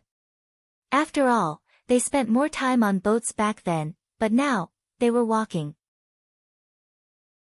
Some of the big and small rivers that had dried up were now gradually rising. Although they didn't know what was going on, this trend was always good. The Yanjiao tribe moved again. The news of the destruction of Yanjiao's old haunt was spread by some long-distance trading teams. More and more people knew about it. Naturally, there were people who were doubtful. Along the way, they even met people from the Longboat tribe who came over and said that they could help, provided that Yanjiao gave them something in exchange. The Longboat tribe was after the green-faced fanged beasts. The 7 green-faced fanged beasts in Yanjiao's group were drugged when they left the tribe. When the earthquake happened, the 7 beasts were unconscious. Now, they seemed to be waking up. Fortunately, they were enslaved by Xiao Xian, so their aggression was restrained. After the longboat tribe brought back the green-faced fanged beasts they caught in the mountains, they tried to forge them. Unfortunately, they didn't succeed. However, they learned some things and wanted to try again, but they didn't have the materials. Coincidentally, Yanjiao's disaster happened, so they wanted to take this opportunity to make a deal. Yanjiao refused. Most of the longboat tribe's ships were damaged, and they didn't have enough materials to rebuild them. After all, although the earthquake didn't affect them much and they didn't have many casualties, many trees were destroyed. They were short on materials. If they built a ship now, the quality would be lacking. Yanjiao didn't want to make this deal. They wouldn't tell the other tribes the secret of the new bronze wares. Even if they needed a ship, they could make it themselves. However, building a ship took time and a lot of materials. If they couldn't complete it, it was better to travel on foot. Besides, the water level in each river was rising. It wasn't as deep as it used to be. It might not be convenient to sail on it. Other than the longboat tribe, the other tribes also had the same idea. However, they were all busy with their own affairs. They didn't lose much in the disaster, but they didn't lose much either. They had to reorganize, so they couldn't take care of Yanjiao for the time being. Days passed. When the Yanjiao team finally arrived at the drumming tribe was busy with reconstruction work. When they heard the whistle from the patrolling warriors, they thought it was an enemy invasion. They didn't expect it to be the Yanjiao people they hadn't seen in a few years. Chapter 578. The people of the drumming tribe had a deep impression of Yanjiao. They didn't have much contact with other tribes, but Yanjiao's appearance that year was too special. They even helped them, so they remembered clearly. However, the last time they saw the Yanjiao tribe, there weren't so many people. The people of the drumming tribe were happy to see Xiao Xian again after 4 years, especially Fu Shi, who was familiar with Xiao Xian. But when they saw the Yanjiao team, they couldn't help but be curious. You're migrating again. They just moved here 4 years ago, and now they want to leave again. This tribe migrated too frequently. Although it was because of the natural disaster, the frequency of migration was too high for the tribesmen. Fu Shi's words were unintentional, but it made the Yanjiao people's faces bitter. If they weren't forced to do so, who would be willing to give up 4 years of hard work to build their homeland and come all the way here again? The closer they got, the more familiar Ao, Gigu, Ta, and the others felt. A thought rose in their minds again.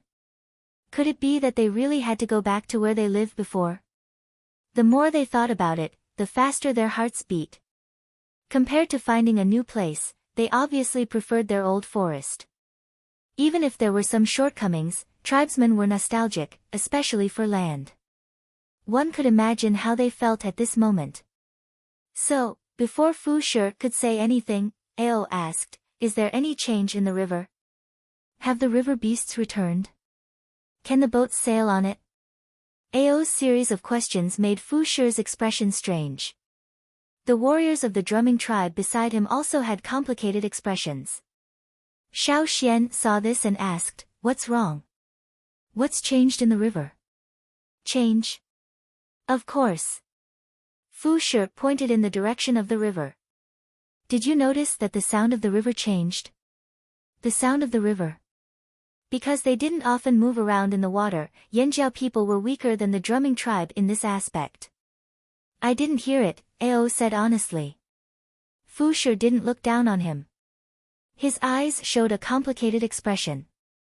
"The sound of the river is gone. In other words, the river is no longer there." At this point, Fu Shi also sighed. Back then, when they left the riverbank to seek refuge, they were almost thrown out by the earthquake.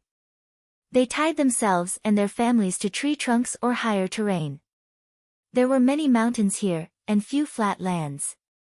Even if they wanted to hide, they would hide from one mountain to another. No one wanted to leave this place and go further away. Because the fire seed was here, no one was willing to go further away. Later, everything stopped. When he tried to go to the riverbank, he found that their former village had been destroyed. All the houses had collapsed. If they hadn't escaped in time and stayed far away from the riverbank like the crocodiles, perhaps many of them would have been buried in the disaster not long ago. What shocked them even more was what happened on the other side of the river. At that time, Fu Shi and the other warriors of the drumming tribe stood by the river bank and looked forward. Everywhere they looked, the scenery had changed. The Yanjiao people were prepared to wait another year, but when they heard Fu Shi's words, they were all shocked. Even Xiao Xian wondered if they should wait for another year until the rainy season ended and boats could travel on the river. Along the way, they had discussed how to build a boat, but now, Fu Shi said that the river had disappeared. This shocked the Yanjiao people so much that they doubted their own ears. How could such a huge river disappear just like that? Moreover, according to what the drumming tribe said, all the changes were only completed in those 5 days, under the condition of day and night. "I'll take you to see it," Fu Shi sighed and walked over. Letting the people in the team stay here, Xiao Xian and the 2 chiefs went to the riverbank together. There were crocodiles of all sizes moving around. A brown-eyed crocodile quickly crawled over to Xiao Xian. It was the little crocodile from before. After a few years, it had grown a lot. At first sight, it didn't recognize Xiao Xian, but after Fu Shi's reminder, Xiao Xian recognized it. But now Xiao Xian was thinking about the river. He patted the brown-eyed crocodile's head and quickly followed Fu Shi. The drumming tribe's original residence had been destroyed. If it wasn't destroyed in the earthquake, then it was buried by the mudslide brought by the rain. In short, it was uninhabitable and had to be rebuilt. Fortunately, most of the people were still there, and the fire seed was still there. This was already the best result. "It's there. See for yourselves." Fu Shi pointed ahead. In front of them was a small hill, but there was no way to see the other side. Walking up the hill, there were no other obstacles in front of them. Xiao Xian could see clearly what was on the other side. It's really." Ao's voice trembled. Gigu, Ta, and the others were all in disbelief. Who wouldn't be shocked to see such a big river suddenly become a small river and still be able to see the scenery on the other side? It's really there." Ta was too excited and stuttered. The others couldn't understand, but the Yanjiao people knew. The other side was where they used to live. The mountain seemed to have become taller, and there were many uneven places at the foot of the mountain. Rocks with edges protruded from the ground, like ferocious beasts baring their fangs and brandishing their claws. Further up, they could see the traces of their lives, even if the houses had collapsed. Their heavy breathing, red faces, and the excitement of the Yanjiao people puzzled Fu Shi. "That's where we used to live." Ao took a deep breath. The pain and sorrow of the destruction of the old homeland faded when he saw the situation on the other side. They had lived in the old homeland for 4 years, but on the other side, they had lived for decades. How could they not have feelings? When they left that year, they had thought that after leaving, they would probably never come back. Even though the shaman said that the Yanjiao could use that place as a backup plan, and if they didn't do well, they could go back.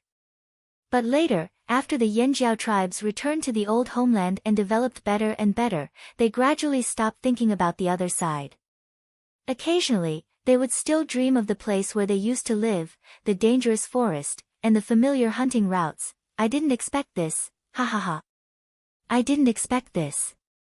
Ao took another deep breath, and then let out a long breath, as if he was spitting out all the depression in his heart. "It's here, right? Xian." Ao stared at the other side of the river and said, "Yes, it's here." Xiao Xian was now sure that the result of the divination was there. Years ago, the ancestors left the old homeland due to a natural disaster and came here.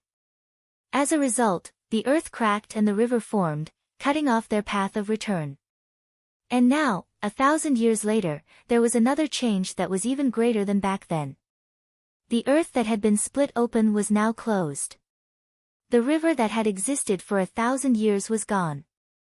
Only a small trace was left, a small river that wasn't too deep or wide, and one could see the scenery on the other side of the river. There was probably no other backup plan that could comfort the Yanjiao people more than this.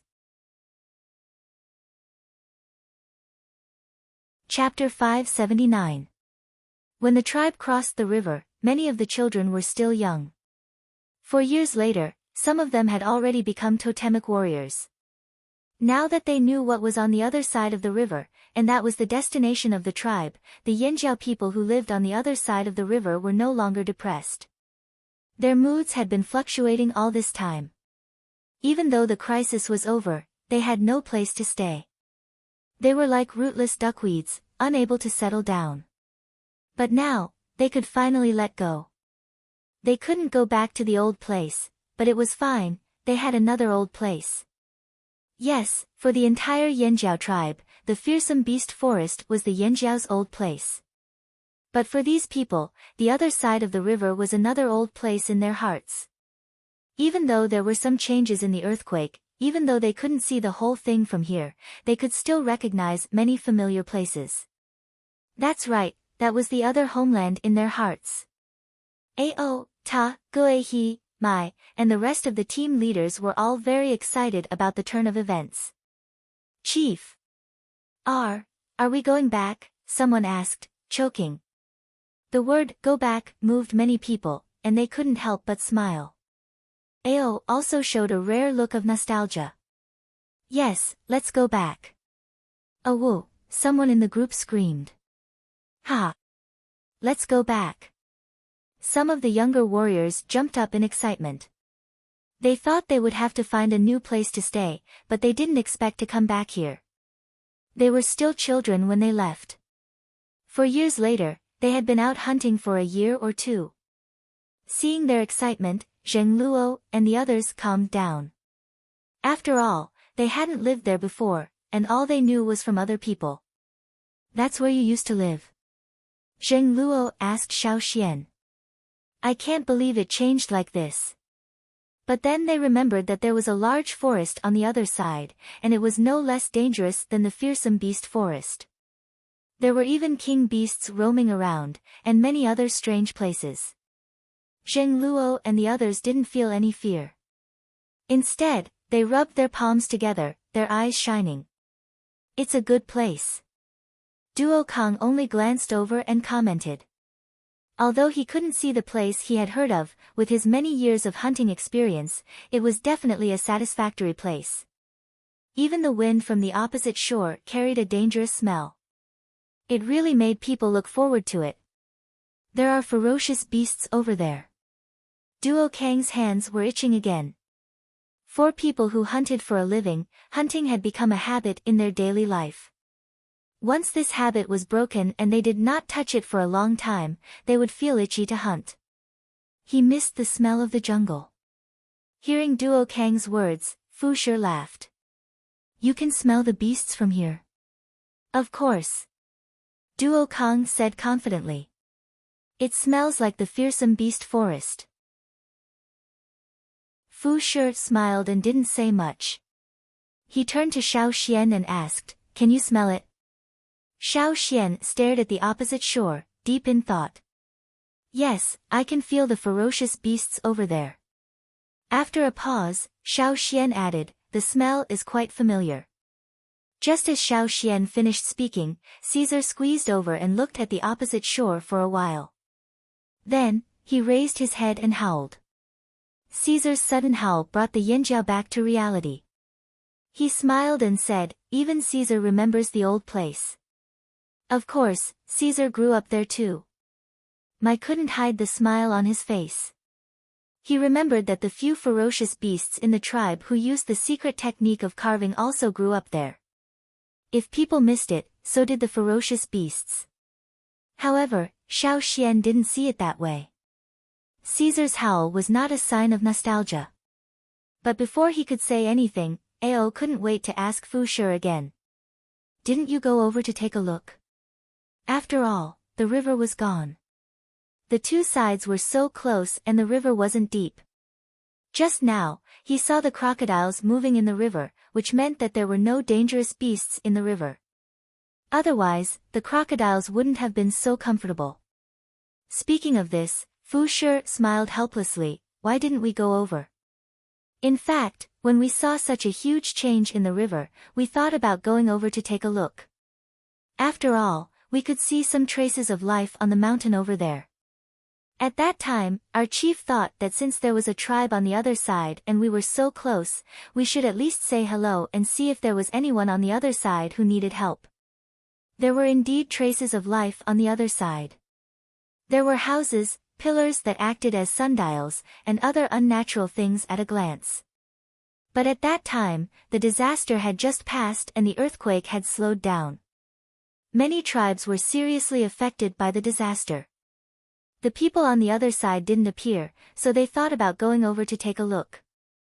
So, at that time, the drumming tribe sent a group of people over on the crocodiles. They didn't know if there were any dangerous creatures in the river. What the crocodiles weren't afraid of didn't mean they weren't afraid of. Riding on the crocodiles was the safest way. But then, as soon as we came ashore and shouted a few words, we were chased back. Fu Shi sighed. Chased back. Ao's voice suddenly rose. His eyebrows were almost raised, and his whole body released a clear murderous aura. Someone's there. The other chief's first thought was similar to Ao's. Could it be that someone took advantage of the huge change in the river and went over first? Did they want to steal Yanjiao's territory? If it was somewhere else, it would be fine. But that place was another old haunt in the hearts of half of the Yanjiao people. How could they allow others to covet it? No matter who it was, if they couldn't chase them away, then they would beat them up. If they couldn't beat them away, then they would kill them. This was no longer an ordinary fight for territory. This was Yanjiao's reverse scale. Anyone who touched it would die. Seeing the sudden surge of murderous aura in the Yanjiao team, Fu Shi hurriedly explained, "No, we didn't see anyone over there. We were chased here by fearsome beasts." Fearsome beasts? Without the protection of the fire seed, it made sense that the fearsome beasts would go over there.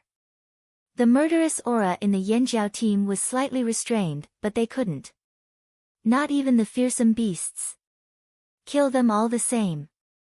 What does that fearsome beast look like? Ao asked in a bad tone. The Yanjiao people touched the hilts of their swords, thinking about how to kill it. Fu Shi said, "We only saw one. It was a very big eagle, very fierce. It came out to patrol every day." Eagle? Ao was silent for a moment. Flying beasts were indeed not easy to hunt. "Look, it's coming again." A drumming tribe warrior next to Fu Shi pointed to the sky and shouted. "Hey, why is it flying over here?" Fu Shi exclaimed. "Wasn't that eagle only guarding the other side of the river? Why is it suddenly flying over? And it's so fast." Seeing this, the drumming tribe and Yanjiao people all picked up their swords, axes, and bows. "Wait, everyone, don't attack. It's an old friend." Xiao Xian hurriedly stopped them. "Old friend?" Ao didn't react at first, but then he thought of something. His eyes suddenly widened as he looked up at the sky. Caesar looked up at the sky and howled excitedly again. However, as the figure in the sky flew closer and closer, Caesar's howl changed midway, as if he was forcibly making a bend. There was a hint of doubt in his voice. "Huh. It looked a lot bigger." Chapter 580. The figure in the sky was fast. It was just a small black dot a moment ago, but in the blink of an eye, it was already crossing the river. As the eagle flew closer and closer, the Yan Jiao people's expressions became more and more strange, as if they didn't believe it. They glanced at Xiao Xian and saw Xiao Xian smiling at the sky. He didn't seem like he was going to change his mind. They looked at Ao again, as if asking, "Chief, are we really not going to do anything?" Ao wasn't sure either. He thought Xiao Xian was talking about the giant mountain eagle called Cha-Cha, but now he realized that wasn't right. Cha-Cha wasn't that big. Moreover, if it was a Cha-Cha, why didn't the drumming tribe recognize it? However, despite his doubts, Ao didn't let them do anything. He just nodded at Xiao Xian with his chin, indicating that they should wait for Xiao Xian's decision. Caw! A loud eagle cry rang out in the sky. It was so loud that many people covered their ears. Caesar opened his mouth. He wanted to scream, but he wasn't sure. The huge figure quickly rushed towards them. When it landed, the wind caused by the flapping of its wings was so strong that it almost blew them away. If it weren't for the fact that the people standing here were all quite strong, they might not have been able to stand still. Ao raised his hand to block in front of his face. The wind was so strong that he almost closed his eyes. Boom! The giant eagle landed on the ground.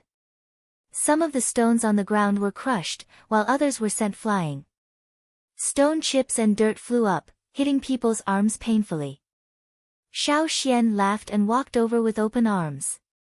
He hugged his old friend whom he hadn't seen in a long time. Ao put down the hand that was blocking in front of him and looked over. The eagle standing in front of Xiao Xian was twice as tall as the one in his memory. Its body was also much bigger, and the patterns on its feathers were different.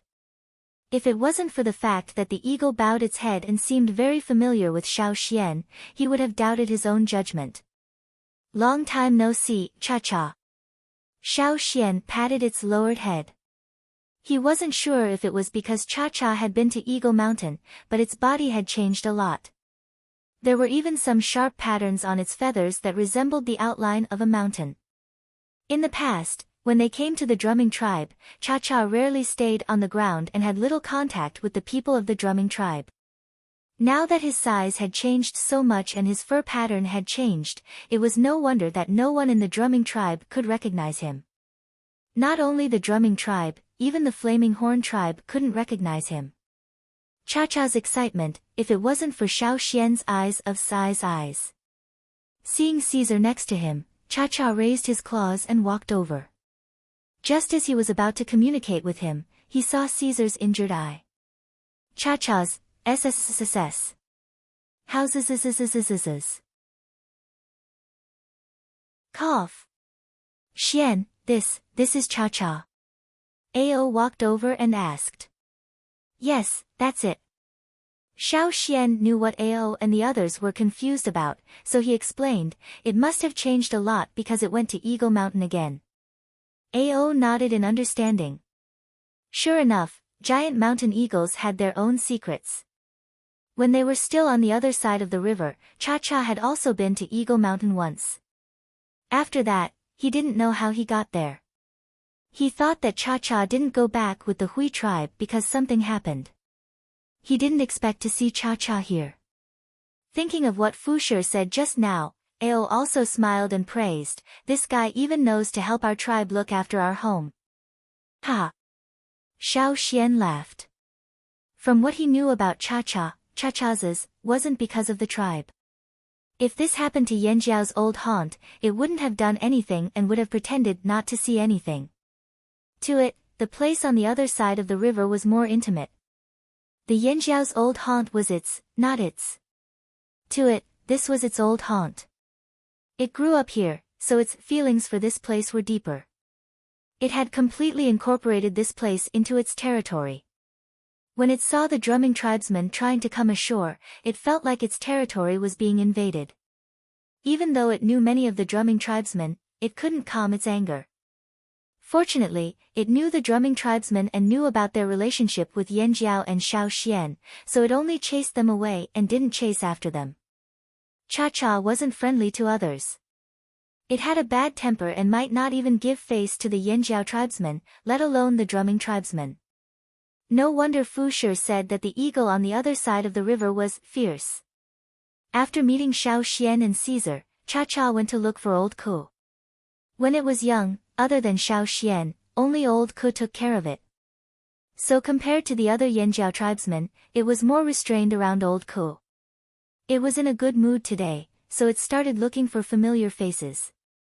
Even though it didn't care much about the other Yanjiao tribesmen, it was still happy to see familiar faces in a familiar atmosphere.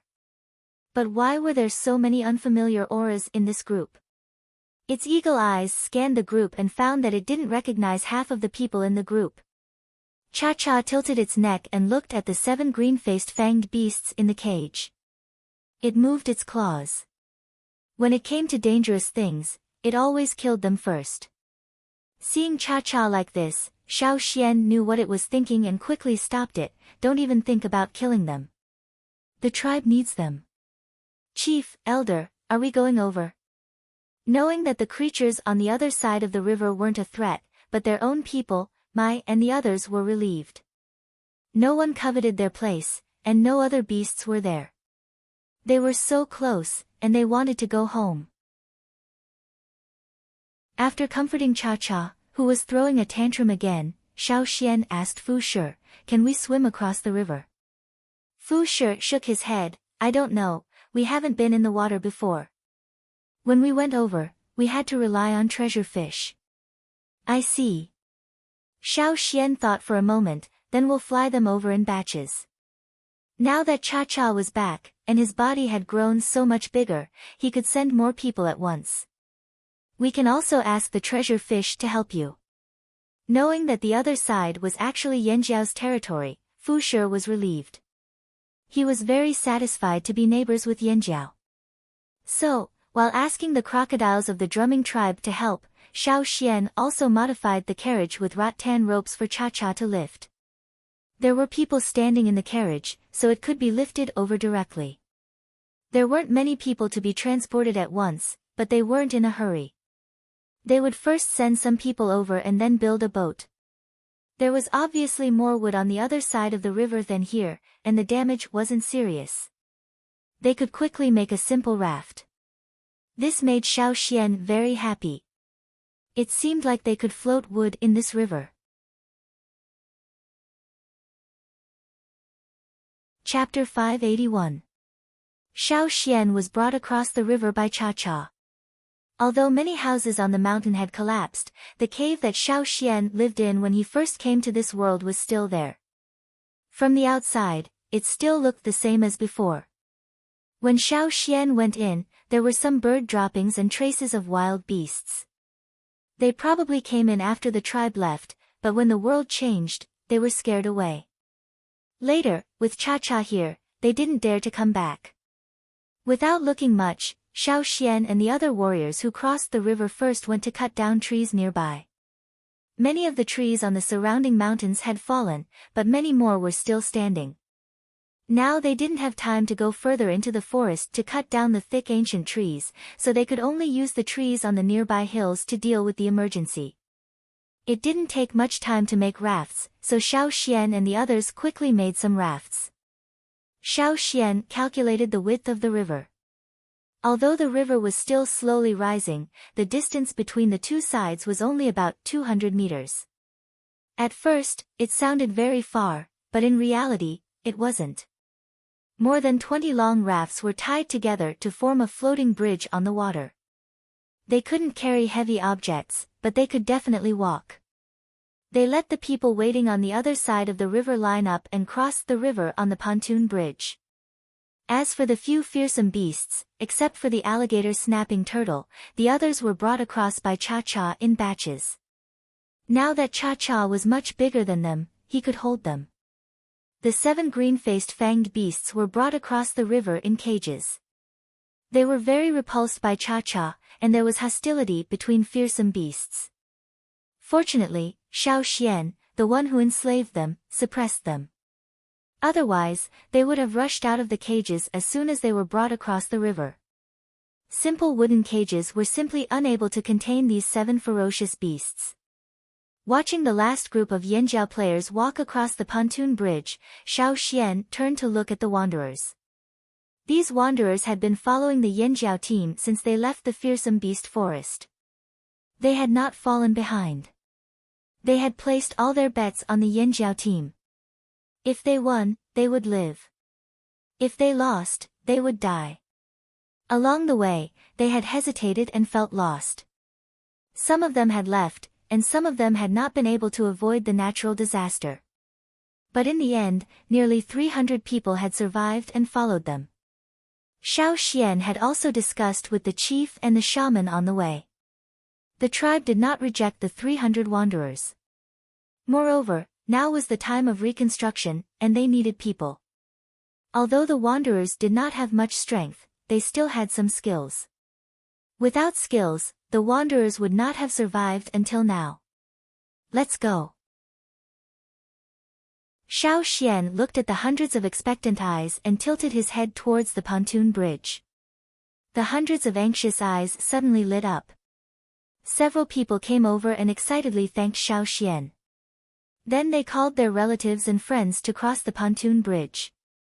Some crocodiles swam slowly on both sides of the pontoon bridge.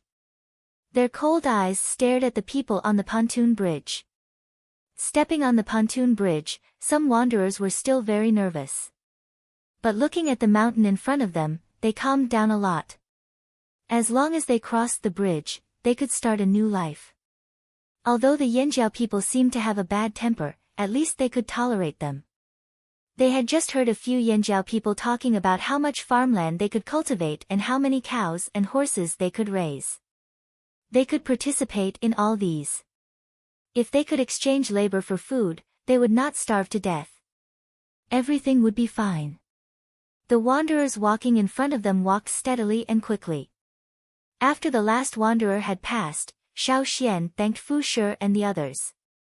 Thank you so much for today. When you have time, come and play on the other side.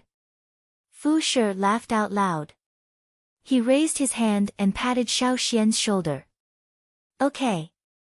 The other drumming tribe people were also in a good mood. It seemed pretty good to be neighbors with the Yinjiao people. Before, a Yinjiao warrior had told them that in the future, he would use animal meat and animal skin to exchange for water moonstones. Hehe, if they could trade with the Yinjiao people, they would not have to look for the Pu tribe people anymore. Moreover, the Yinjiao people's clothes and things were much better than theirs. Many of them were things they had never seen before. A drumming tribe warrior looked enviously at the other side of the river. In the future, I will save more water moonstones and exchange them with the Yinjiao people. They are more honest than the Pu tribe people.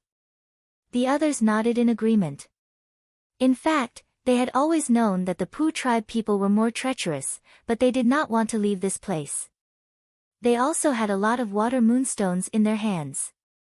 They did not want to be too troublesome, so they turned a blind eye. But now, they changed their target. If there was a way, who would not want to live a better life? What about this pontoon bridge? Fu Shi asked Xiao Xian. Let's leave it here for now. Xiao Xian said. Okay, I'll tie it up again. Fu Shi went over and hammered down the already loose wooden stake, and tied it to the pontoon bridge again. After Xiao Xian said goodbye, he crossed the pontoon bridge. It was already late, and there was no time to build a new house. They could only make do for now. Fortunately, the weather was good these 2 days, and it was not cold at night. After experiencing this difficult journey, staying here for one night was actually very easy for many people. They were too lazy to move if there was a cave. Some children had already wrapped themselves in animal skins and slept directly on the ground. They had an impression of this place. It was like returning to the cradle, and they slept very deeply. The shaman called Xiao Xian over to discuss the settlement of the wanderers. In the end, they decided to give them a nearby hill to live in. There were no plants on the hill, but there were many holes, like small houses. The warriors who went there to train in the past dug out stones. In the past, when the warriors were tired from training, they would rest there. Just right, now the wanderers lived there. Now the wanderers were exhausted and did not have the strength to build houses. The Yinjiao people were not much better. The warriors still had to assign tasks to clean up dangerous beasts. Everything could only depend on themselves. Having a cave to live in was already very good. After walking around, Xiao Xian went back to rest. The house he and old Ku used to live in had already collapsed. Caesar was lying there. Old Ku was wrapped in animal skins and directly leaned on Caesar to sleep. Cha-Cha had flown away. Xiao Xian spread out a piece of animal skin and closed his eyes. It was rare for him to have a good night's sleep. The next day, after Xiao Xian woke up, he did not have time to eat breakfast. He ran to the river bank to look at the pontoon bridge above. The pontoon bridge sank a little. Xiao Xian went over and turned over the rafts near the shore. He saw some strange insects with long tentacles attached to them. The pontoon bridge sank because of them. They were dying, and their bodies were not as flexible as before. They could not stretch as freely as before. When the river disappeared, the living environment in the water might have changed. It was no longer conducive to their survival. Those that could leave had already left with the receding water. Those that could not leave could only wait for death. Perhaps, in the near future, there would be no insects that could eat wood in this river. Many river beasts that Xiao Xian and the others had seen in the river had also disappeared. Perhaps they had left with the river beasts. Perhaps they continued to live in a remote mountain forest in the upper reaches of the river. However, that was not what Xiao Xian needed to worry about. The changes that were unfavorable to the river beasts were good news for people. The Yanjiao team returned to this place again and started a new life. What was different from before was that they were no longer isolated from the world. When they wanted to go on a trade trip, if they wanted to use the animal skins they hunted to exchange for more things, if they wanted to communicate with more people, all they had to do was to walk across the pontoon bridge. Chapter 582. Early in the morning, the entire tribe was filled with the sounds of people yelling and banging. It was very lively. The place that had been quiet for 4 years was bustling again. Pieces of stone and thick wood were being transported to the mountain where the tribe was located. The people in charge of making pottery were also busy. Everything was good here except for the soil. It was not suitable for pottery. However, those who had experience in pottery were able to distinguish where the soil was most suitable for pottery. After being escorted out by the patrolling guards, they found 3 spots. If one didn't have good eyesight, they wouldn't be able to distinguish the difference in soil quality. At least, they hadn't found it when they were here before. They didn't know if it was because of the earthquake not long ago. Although the 3 spots were a little far from the mountain where the tribe was located, the Yanjiao people had plenty of strength. Moving things was a piece of cake. After the soil was transported back, some people, led by Xing, found that the soil was more suitable for making bricks. The bricks they made were very good for building houses. Back then, Xing treated a simple pottery left behind by his ancestors as a treasure. Even now, that pottery was still kept by him. After he went to the old haunt, he came into contact with pottery and mastered the technique of making pottery. He had been addicted to it. Now, he was in charge of all pottery matters in the tribe. After the fire seed merged, Xing and some of the elders in the tribe were much healthier. It was as if they were younger by half. Xiao Xian could still hear Xing's proud laughter when he was building the house. Xing said that he would start making bricks and pottery immediately. However, they couldn't wait forever. There were so many people in the tribe. Who knew when they would have bricks? Therefore, most of the houses were made of wood and stone. It wouldn't be too late to change them after the bricks and tiles were made. The people in charge of farming had already started looking for suitable land. When the Yanjiao people left, they had dug a man-made lake. Now, the lake was still there, but the path connecting it to the river was broken. After all, the river was no longer there. The river bank had also changed a lot. There was a long bulge along the bank, like a giant python lying on the bank. In the future, the tribe would dig the path connecting the river and the lake again. The crops that couldn't withstand the drought would be planted around the lake. The ones that could withstand the drought and were suitable for the mountain environment would be planted in some places on the mountain. Duo Kong had already brought people to dig for stones. The core seed wrapped in white worm skin was also placed in a place. Now, they had to choose a stone to throw over. The nearby area had already been cleaned up by the warriors. They cleaned up all the threatening beasts and plants. Those that could be eaten were dragged back to cook, and those that could not be eaten were burned. The outer walls that had been destroyed needed to be rebuilt. Ta and Gigu, the two team leaders, took those who were itching to hunt. The tribe did not have enough food now. Rebuilding the tribe was physical work, which consumed a lot of energy. They needed to hunt to survive. Zheng Luo and the rest were not familiar with this place, so they followed in batches to learn the way. There were 5 hunting routes and 1 new exploration route, so they had to memorize them all. Xiao Xian's family had a giant antlered deer brought back by Cha Cha for breakfast today. Caesar had gone into the forest with the other ferocious beasts of the tribe to hunt for prey, and had not returned yet. They followed the hunting team, so Xiao Xian was not worried. After building the house, before Xiao Xian could rest, he saw Lang Jie dragging a net bag over. I just caught them in the river. Take a look. Lang Jie untied the net bag and shook out the fish inside. When Xiao Xian came back from the shore in the morning, he saw Lang Jie casting the net. Xiao Xian asked Lang Jie to inform him when he caught any fish. Xiao Xian wanted to know what fish were still in the river. There aren't many fish. There are drumming crocodiles in the river. I didn't dare to go to the center of the river, so I caught them from the shore. Lang Jie explained. Before the river disappeared, if they cast the net directly, it would be easily broken by the river beasts, so they made fish fences. Every time they caught a variety of strange creatures, but now that the river was gone, they could cast the net again, but the fish they caught were very monotonous.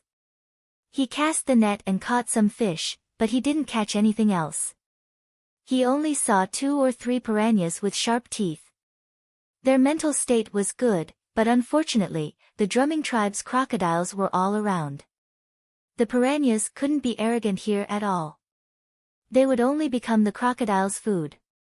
In the morning, Xiao Xian saw a crocodile bite several piranhas. I think the river won't be so dangerous in the future, Lang Jie said. The drumming tribe was here, so the crocodiles would not leave. The river had risen a lot compared to yesterday. In the morning, the tribesmen added a few rafts to the pontoon bridge, and the position of the rafts tied to the shore had also risen. However, now the river was rising slower and slower, and it was almost flat. In the future, the river would remain the same, unless there was another great change to change it. By the way, when I was casting the net today, I met people from the drumming tribe who came from the other side to borrow wood. I had a chat with them. Lang Jie told Xiao Xian about what happened in the morning. Because the forest of the drumming tribe was badly damaged, many trees were broken and several mountains had disappeared. The existing trees could not provide enough wood for them to build houses. There were only some small trees, unless they went further away to cut them down. If there was no Yanjiao incident, perhaps they would have used some thin wood instead. But now, there was a lot of wood here, and it was thick and strong enough. So the chief of the drumming tribe sent people over to borrow some wood. Most of their water moonstones were lost in the past disaster. Perhaps they were buried deep in the ground and could not be dug out. The small amount they had was traded for food by the traveling team. Now, if they wanted more wood, they could only borrow it. Ao and Zheng Luo both knew about this. It was just wood, so they did not care. They just gave some to the drumming tribe, and the two sides became closer. From time to time, people from the drumming tribe would come over to chat with the Yanjiao people. Lang Jie got the news from the drumming tribe's people who came to carry the wood. Do you remember the Luo tribe? Lang Jie asked. Xiao Xian thought for a moment. Yes, they're a tribe that's good at making fishing nets. The Luo tribe was close to the river and had a mountain. In the past, they often went to the Pu tribe to trade. Xiao Xian had traded fishing nets with them, and also exchanged a few sets of fish skin clothing. The Luo tribe's fishing nets were indeed very sturdy. The fishing nets they made could last longer in the river, and would not be broken by the river beasts that were good at gnawing on vines and wood. What happened to the Luo tribe? Xiao Xian asked. The Luo tribe is gone. Lang Ga's face was full of sympathy. I don't know if anyone escaped, but most of the people, along with their fire seed, are gone. The Luo tribe did not have the drumming tribe's crocodiles to warn them. They were also close to the river, so when the disaster happened, they could not escape in time and disappeared along with the entire river bank. The drumming tribe's people also felt sad when they talked about it. After all, a tribe they once knew had disappeared in the great change of the world. It's not just the Luo tribe. I heard from the drumming tribe's traveling team that a few small tribes near the river are also gone. Lang Jie sighed. Someone called him from afar. He answered, then Lang Jie put away the fishing net and left. Lang Jie ran back not long after he left. Xian, the people on the shore said someone is looking for you. Who is looking for me? Xiao Xian thought it was someone from the drumming tribe. He got up and walked over. I heard that person is called Yang Sui. Lang Jie shouted. Chapter 583. Yang Sui. The shaman of the Rain tribe. Why did he come here at this time? Xiao Xian was puzzled. He put down his work and went to the riverbank with Lang Ga. Did he come here alone? Xiao Xian asked. No, there were a few others. I didn't see the exact number, but they seemed to be in a hurry, Lang Jie said. In a hurry? Was it for the tribe or for other reasons? When Xiao Xian came to the riverbank, Yang Sui and the others had just been led ashore. Because of the disaster, the mountain had been raised a lot. The part near the riverbank was very steep. The warriors of the tribe had been repairing that part for the past 2 days, so there were no intact roads or stairs for them to climb up. Yang Sui and the others were covered with mud and stone marks. They looked very embarrassed and tired. It made sense. The distance from the Rain tribe to here was quite far. Just looking at this group of people, they were already exhausted. If it weren't for the flaming horn warriors who helped them up, perhaps half of them wouldn't have been able to climb up. Seeing Xiao Xian, Yang Sui forced a smile and then sat down on the ground. It was rare for him to be in such a state. Let me take a break first. Yang Sui wanted to lie down on the ground. He was only a shaman. Compared to the other warriors of the Rain tribe, he was much weaker. Xiao Xian asked someone to bring some food. Looking at these haggard and tired people, they must be hungry. They wouldn't be short of water. Manjiu, bring some food. How did you find this place? Xiao Xian asked. I was going to the fearsome beast mountain forest. I heard that Yanjiao was migrating again, so I asked around and followed you all the way here. Yang Sui turned his head to look at the busy flaming horn tribe. They didn't look dispirited at all. He thought the flaming horn tribe would be in a bad mood after being forced to move because of the disaster. He didn't expect it to be completely different from what he expected. Yang Sui didn't explain the specific purpose of his visit.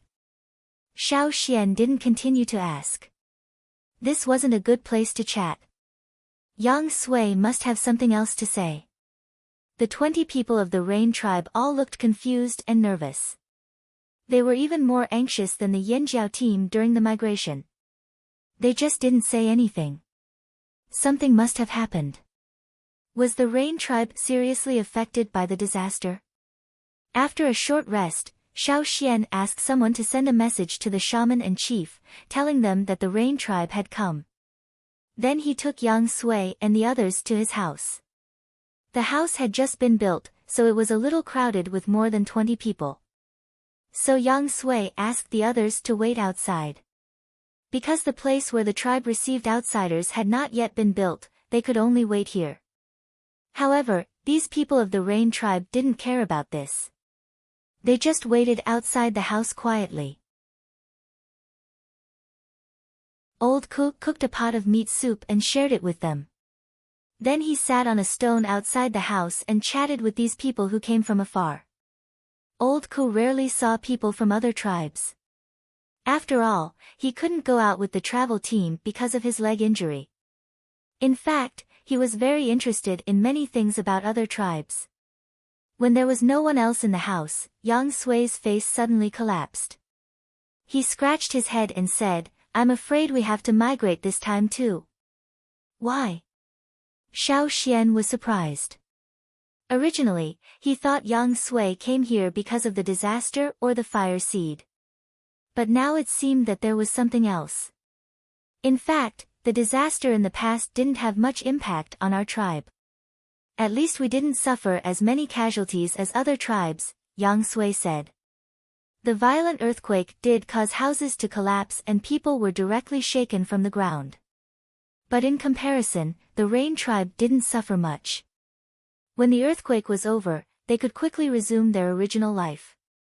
As for the hot winter, the Rain tribe was short of water all year round. Now Yang Sui could pray for rain. Even if he only succeeded once in 10 times, it was enough for the Rain tribe to survive the disaster. What's more, they still had rain stones. The only thing they lacked the most was food. However, they stored grains and other things all year round, which could support them through that difficult period. Then why did you migrate the tribe?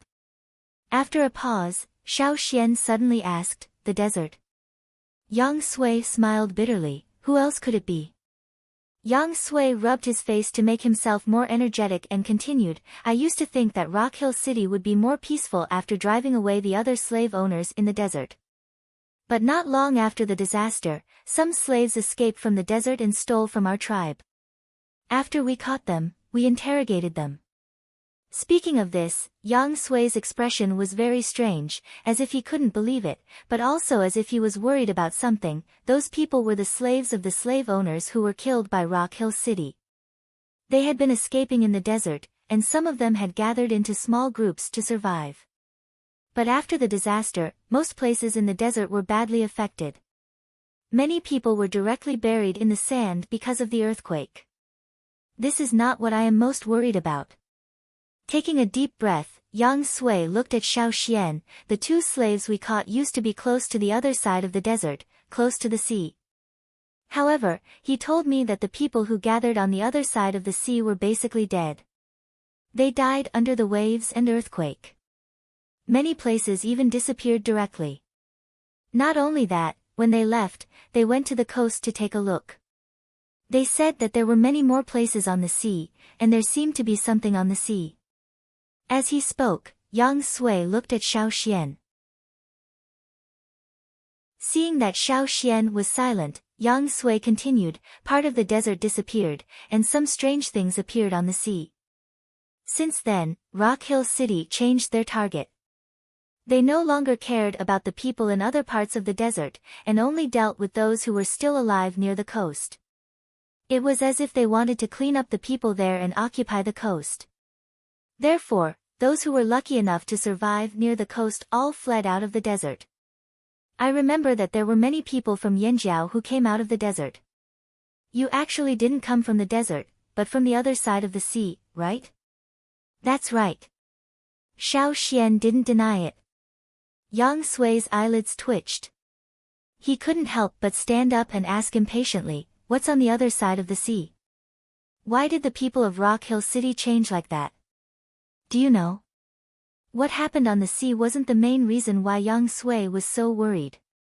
He just felt great unease from Rock Hill City's actions. If the disaster really closed the distance between the 2 sides, then what the slaves saw might really be what I know. Xiao Xian didn't expect something like this to happen. It happened only a year after they left. On the other side of the sea, there are tribes and slave masters. Many slave masters. But you asked if Rock Hill City had anything to do with them. From what I know, the Sure family has a grudge with them. I knew it. Yang Sui scratched his head with his fingers. The Rain tribe was close to the desert, so they knew more about slave owners. For thousands of years, there were several large boxes of records about slave owners. There was once an ancestor of the Rain tribe 1,000 years ago who mentioned that slave owners in the desert came from the other side of the sea. He always knew that there were people at the end of the desert, on the other side of the sea. It was just that they were far away. In the past 1,000 years, he didn't hear of anyone coming from that side. Even when the desert changed and Rock Hill City became the ruler of the desert, they didn't think about that direction. It wasn't until Xiao Xian and the other Yanjiao people came out of the desert that Yang Sui was triggered. After that, Yang Sui flipped through many of his ancestors' records. The more he read, the more frightened he became. Then he thought about what Xiao Xian told him about the fire seed. Yang Sui couldn't stop worrying. Now, the desert changed again. Rock Hill City's actions made Yang Sui even more worried. He always felt that it wasn't safe to continue staying there. He even dreamed that the fire seed was extinguished. After a year, he lost weight. After the disaster, Yang Sui finally decided to bring some people to Xiao Xian to ask about the fire seed. At the same time, he also wanted to find out about the other side of the sea. He didn't just mention it casually. He really did have an idea.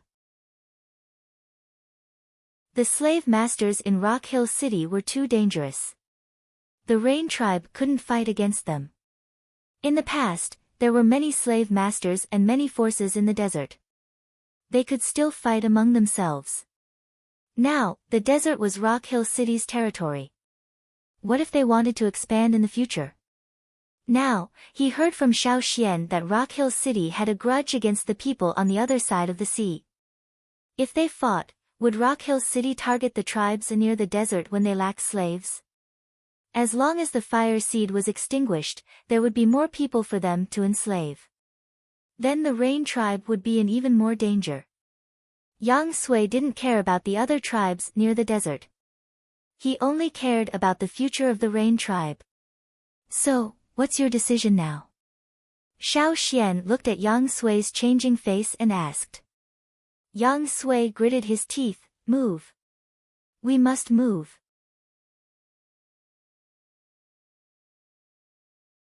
Chapter 584. However, when it came to migration, Yang Sui hesitated. In fact, when Xiao Xian brought the Yanjiao people out of the desert last year, he already had the idea of migrating the tribe. It was not only about the fire seed, but also about the future of the tribe. However, migrating the tribe was a big deal for the whole tribe. He dared not make the decision on his own. Even though he had a high status in the Rain tribe, he could not make the decision on his own when it came to migration or the fire seed. He had been discussing with other senior members of the tribe until now. After a year's work, he had convinced many people. However, the decision to migrate the tribe had been made, but where to move to would lead to a new round of arguments. Some people suggested moving to the central part of the continent, where there was plenty of water, good weather, and fertile soil. It was a good place to plant crops and people in the tribe could live a good life there. However, as soon as this suggestion was put forward, it was opposed by more people. He was well aware of the fighting capacity of the Rain tribe. All the traveling teams knew how competitive the central region was. Moreover, there were too many powerful warriors in the central region. Just the few big tribes alone could suppress them. How could it be easy to pick up the food among these powerful warriors? Besides, the situation in the central part of the continent had long been formed. It was hard for the Rain tribe to find a place to stay in the central part of the continent. Speaking of this, Yang Sui felt sad. In fact, a long, long time ago, the Rain tribe was also very strong. However, if he said this now, he would be ridiculed. Now the Rain tribe had been declining. Not to mention the big tribes in the central part of the continent, even some medium-sized tribes in the central part of the continent could beat them black and blue. Yang Sui had thought about whether he should go to the Yanjiao tribe. When they were discussing the migration location, the Yinjiao tribe had already destroyed Wanshi and dominated that area. Although it was close to the fearsome beast forest, the Yinjiao tribe was there. It should be fine, right? Besides, there were not many tribes there. They could find a place a little further away from the fearsome beast forest. This was also his purpose when he left the tribe to find the Yinjiao people in the fearsome beast forest. However, halfway there, he heard that the Yinjiao tribe had migrated again. He could only look for them all the way here. Thinking back to what he saw before he entered the house, the place where the Yinjiao tribe was now seemed to be more stable. Are you going to settle down here? Yang Sui asked tentatively. Yes, we can't live in the fearsome beast forest anymore. Seeing Yang Sui rolling his eyes, Xiao Xian guessed something and asked, what do you think? Ahem, a little bit. After thinking for a while, Yang Sui said, what do you think if the Rain tribe comes here? Here. Xiao Xian pointed at his feet and drew a line to indicate the riverbank. No. I'm not talking about the river. Yang Sui hurriedly said. When he came here, he heard from the drumming tribe that the Flaming Horn tribe had a forest behind them. It was a place as dangerous as the fearsome beast forest, maybe even more dangerous. Hearing this, Yang Sui's feet trembled. They didn't have much ambition and never thought of fighting for territory with ferocious beasts. Only ferocious tribes like Yinjiao would choose this kind of place. However, knowing the dangers behind the forest also had its benefits. That was, there would be less competition. Not many tribes dared to live here. Even if there was a war in the desert, it would definitely not reach here. I heard that several tribes disappeared over there. Yang Sui pointed to the other side of the river, where the drumming tribe lived. What do you mean? Xiao Xian understood. Yang Sui wanted to find a place to live near the drumming tribe. In the past disaster, several small tribes near the river were destroyed. The Rain tribe wanted to take advantage of this opportunity to occupy a place. Ha! Yang Sui rubbed his hands. That was what he meant. Although the drumming tribe looked fierce, he could tell that the drumming tribe didn't have much ambition. They were easy to get along with after getting to know their tempers. They could even rely on the Flaming Horn's support. Don't think he didn't know anything. The Flaming Horn tribe had a lot of things in their hands, they weren't interested in a small tribe like theirs. Plus, the Flaming Horn fire seed was gone. If they moved to this area, they wouldn't have to worry about being suppressed by the fire seed. Yang Sui knew a lot of things. He could even connect the notes left by his ancestors to the current situation in the desert. After thinking about it, he felt that it was safest to rely on Yinjiao. The tribes in the central region were not suitable. There were too many tribes relying on them. If the Rain tribe went there, those tribes wouldn't care. But Yinjiao was different. They knew each other. We've known each other for a long time. Ha! Yang Sui laughed. Xiao Xian spread his hands. That's not Yinjiao's territory. You can make your own decisions. But I have to remind you that even if we don't have any conflicts, I can't guarantee what will happen if the Rain tribe makes trouble. Hey, I know. Of course, I understand. After chatting with Xiao Xian for a while, Yang Sui went to visit the two shamans and the chief of Yinjiao. Then he left with more than 20 people of the Rain tribe. He planned to talk to the people of the drumming tribe and make a final decision. The people of the drumming tribe were still talking about the Luo tribe and other tribes that didn't survive the disaster. While they were sighing, they heard that the Rain tribe intended to move here. They didn't care much about the Rain tribe. As long as they weren't greedy and cruel people, the people of the drumming tribe didn't care. Knowing that the water moon stones came from the drumming tribe, the Rain tribe's people's eyes lit up. They didn't want to rob them, but they felt that it would be easier and more cost-effective to trade with them, just like how they could exchange for shells more easily in the past. They didn't expect that moving here would bring them such benefits. Without shells, they still had water moonstones. Do the people of the drumming tribe eat grains? We can plant it, all of us in the rain tribe can plant it. What? We don't eat grains, but we like meat. We can raise animals, cattle, sheep, horses and so on. What kind do you like to eat? We'll sell them to you at a cheaper price. Pottery? Linen? We can do that too. We can do anything. We can learn even if we don't know how to.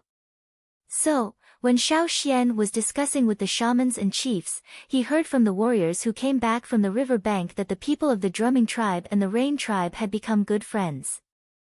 It seems that the rain tribe is likely to move here. Xiao Xian said. The shaman thought of something and smiled. In fact, the rain tribe has a long history. They may not be worse than the big tribes in the central region today. But I don't know how they became like this. They know far more things than we know. It's just that the rain tribe's living place limited them. The people of the rain tribe said that they could farm, raise animals and make pottery. They weren't bragging. The ancestors of the rain tribe did master a lot of skills. But later, the people of the rain tribe gradually gave up those skills because they could get a lot of good things without those skills. But now, in order to survive, they might pick up those skills again.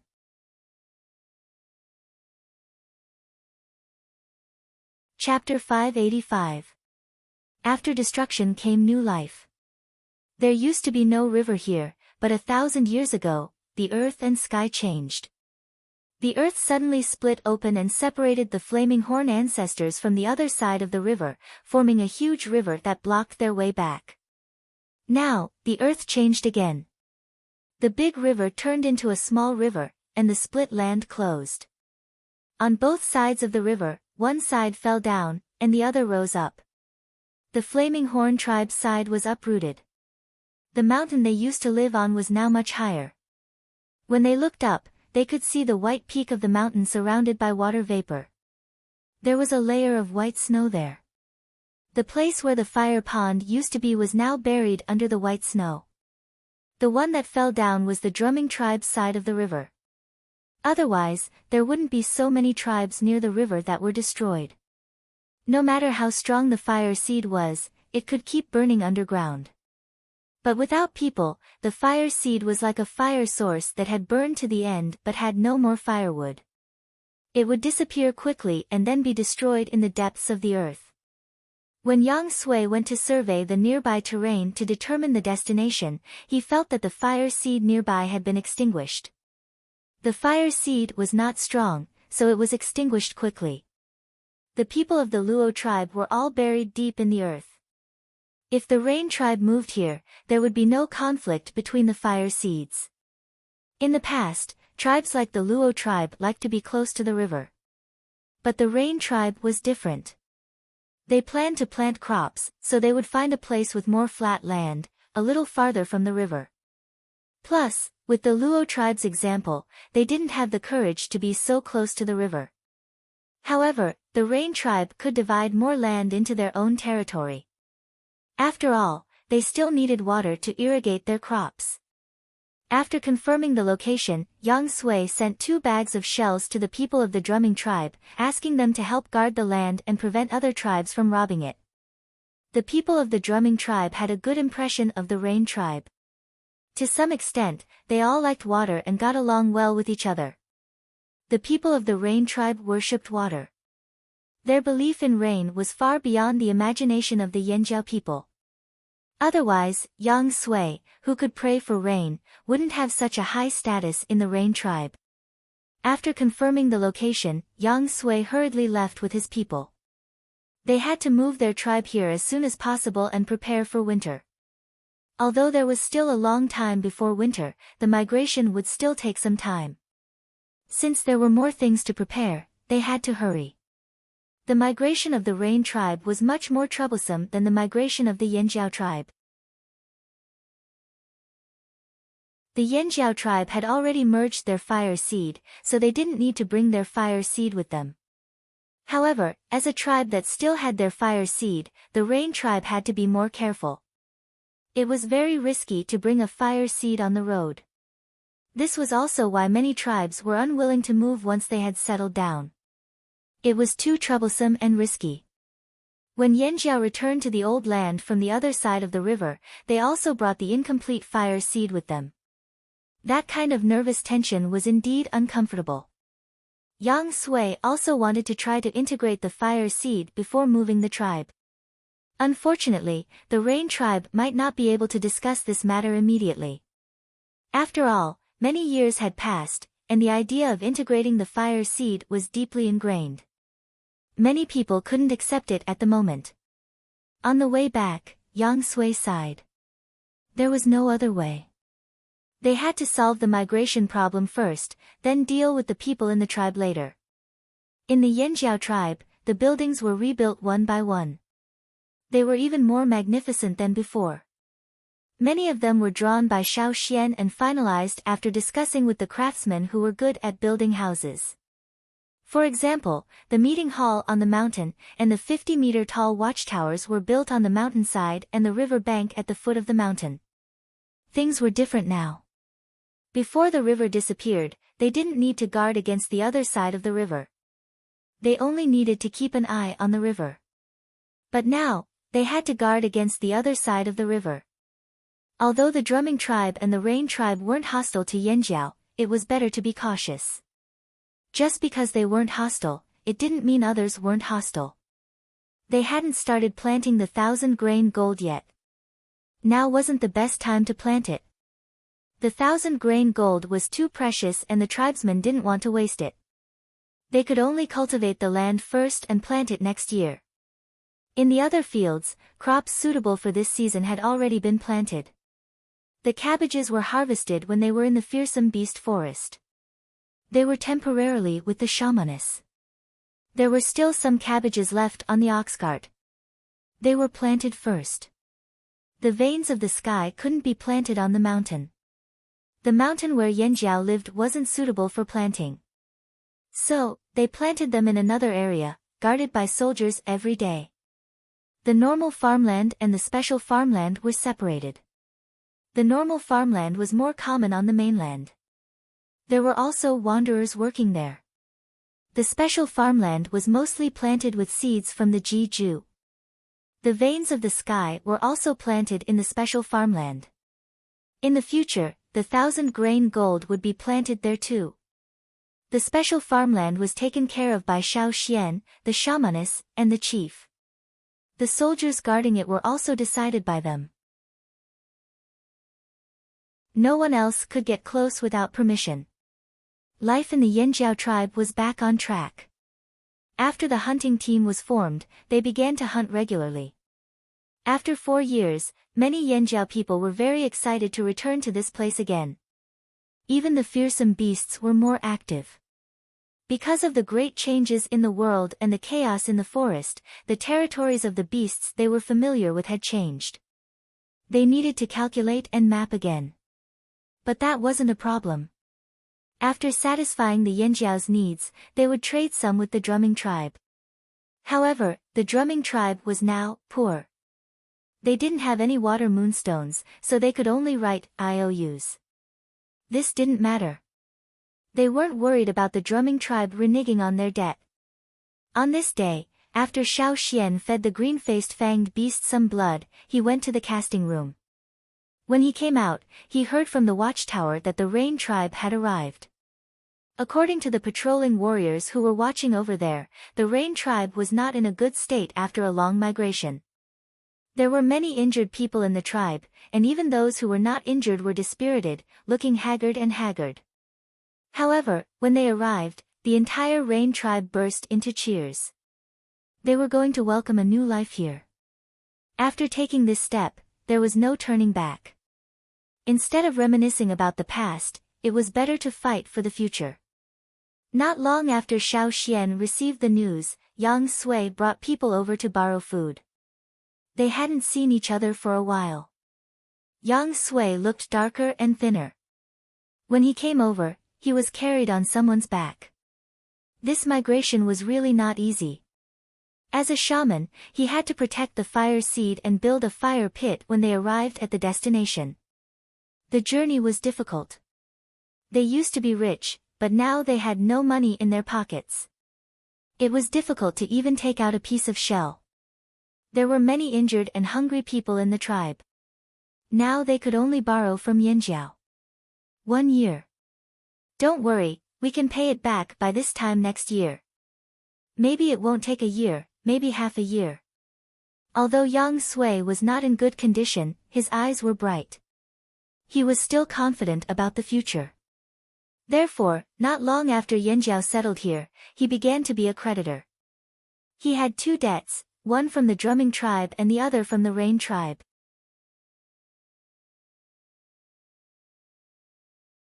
Chapter 586. After eating, Yang Sui ordered his men to bring the food he borrowed from Yanjiao back to the tribe. He would stay in Yanjiao for the time being. After a few pieces of meat and a bowl of soup, the half-dead Yang Sui was full of energy again. Knowing what Xiao Xian cared about, Yang Sui didn't keep him in suspense. When we left, the situation in the desert was getting worse. Yang Sui paused slightly when he said, "There." After all, to him, there was the place where the Rain tribe had lived for thousands of years. This was also the reason why many people objected when Yang Sui first proposed to move the tribe. Tribesmen cared a lot about their roots. To them, that place was their homeland, their roots, the place where their ancestors lived. Even if it was barren and desolate, bordered by the desert, they were still willing to stay there. If it weren't for the great changes in the world and the threat of the slave masters, even if Yang Sui proposed to move the tribe, there would still be strong opposition. As for the bad situation Yang Sui mentioned, that was only for the wandering slaves and slave masters, as well as the tribes living in the surrounding area. It wasn't the same for the people of Rock Hill City. On the other hand, it also meant that the ruler of the desert, Rock Hill City, was still on the move. Do you know that half of the desert is now left? Yang Sui exclaimed. Even though Xiao Xian was prepared, he couldn't help but be shocked when he heard the news. Such a large desert was directly reduced by half in the past earthquake. It would be strange if it didn't cause a commotion. Xiao Xian couldn't help but worry about his sleeping slave. He didn't know how that guy was doing now. Xiao Xian could feel that Sapphire was still alive, but he couldn't confirm its current situation. Yang Sui glanced at Xiao Xian's expression and asked, "Do you want to go to the desert to take a look?" "That's an idea. I advise you not to go now. Now that the desert has shrunk by half, it's easier for Rock Hill City to control the desert. Plus, they're still cleaning up the desert. You'll be attacked if you go." Even if the desert had shrunk by half, it was still huge for humans. But Yang Sui's words were true. If what Yang Sui had heard from the slaves who escaped from the desert was true, then the people of Rock Hill City might have predicted this a long time ago. Considering the events of the past few years and the fact that the Rock Hill City team had entered the fearsome beast forest to search for the green-faced fanged beast and then left in a hurry, Xiao Xian didn't believe that there was nothing wrong. But if Rock Hill City had already anticipated this and were waiting to take revenge for 1,000 years ago, did they really have that many people? Or were there really that many slaves who could fight against the slave masters on the other side? If they didn't have enough manpower, they would definitely attack the tribes, but Rock Hill City didn't do that. That meant that they had sufficient manpower and were well prepared. Where did this person come from? This was something that Xiao Xian had no way of knowing. However, Xiao Xian had a feeling that Rock Hill City had a trump card up their sleeve. Although Xiao Xian really wanted to go to the desert to investigate, now was not a good time. First, Rock Hill City was on the move and would treat anyone who entered the desert as an enemy. Second, Yanjiao had just stabilized and many things were not done yet. The Rain tribe had also moved to the nearby area and there might be other tribes on the move as well. His own matters were not settled yet and he didn't have time to care about others. Xiao Xian couldn't just leave. After thinking about it, Xiao Xian also thought it through. Curiosity and worry were useless now. The most important thing was to develop themselves. As long as the tribe was strong, everything would be fine. After Yang Sui left, Xiao Xian went out to the mountains to look for Zheng Luo. He decided to go hunting with Zheng Luo and the others in a few days. As soon as he went out, Xiao Xian bumped into old Ku, who had just returned from the cave at the foot of the mountain. Stone tools weren't what the tribe lacked the most now. After they had pottery and metal tools, stone tools were gradually being replaced. Old Ku also made some stone tools, but he was just itching to play with them. He was now teaching children at the foot of the mountain. Some children who had lost their parents and guardians were still arranged to live in the Crouching Ox Cave. Now that the tribe was starting to develop, they were no longer in a state of muddling through. The education of young children was also focused on. Before he left, Xiao Xian had organized similar teaching activities.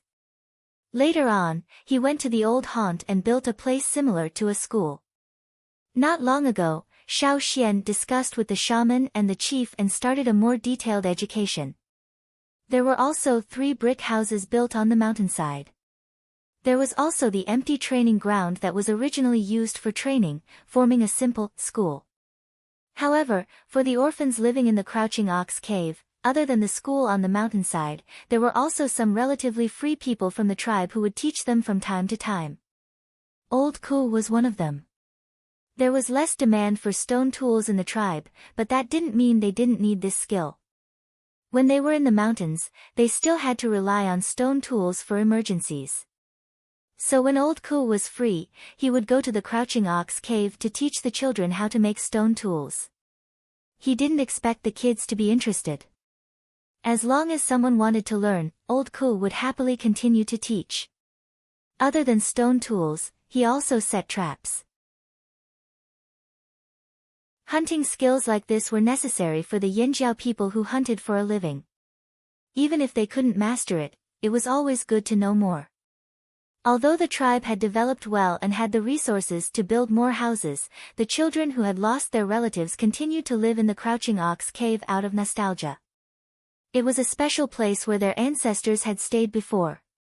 Old Ku often encouraged the children by saying, "Your elder Xiao Xian came out from this cave." The Crouching Ox Cave now wasn't the same as the one Xiao Xian used to live in. If it was said that the cave used to be rough, now it was well renovated. When it was dark, there were water moonstones to light up the place. They didn't have to worry about food and water. Naturally, there would be people to provide them. The food was also much better than what Xiao Xian used to have. Some small rooms that used to store junk were also cleaned up. Except for the stone room with the mural, the other rooms were made into small rooms, just like dormitories. The bunk beds were made by Xiao Xian and the carpenters. They weren't covered with the withered grass that Xiao Xian and the others used to use, but animal skin or linen. Of course, other than the most basic necessities, if the children wanted to get more things, they still had to rely on themselves. It was impossible to get something for nothing, and the tribe didn't want to raise people like that. When Xiao Xian went there yesterday, the children were still gathered inside the cave. In the spacious open space near the entrance of the cave, they were holding branches and learning how to write and count on the sand table. As for the crooked words written on the walls with years of history, they were left behind by the seniors who used to live there. They were inspirational words left behind by the seniors who used to live there. Everything was developing in a good direction. Xiao Xian stood on the mountainside and looked into the distance. When he stood here before, he could only see the small houses scattered at the foot of the mountain and the vast river in the distance. Now, the scenery was different.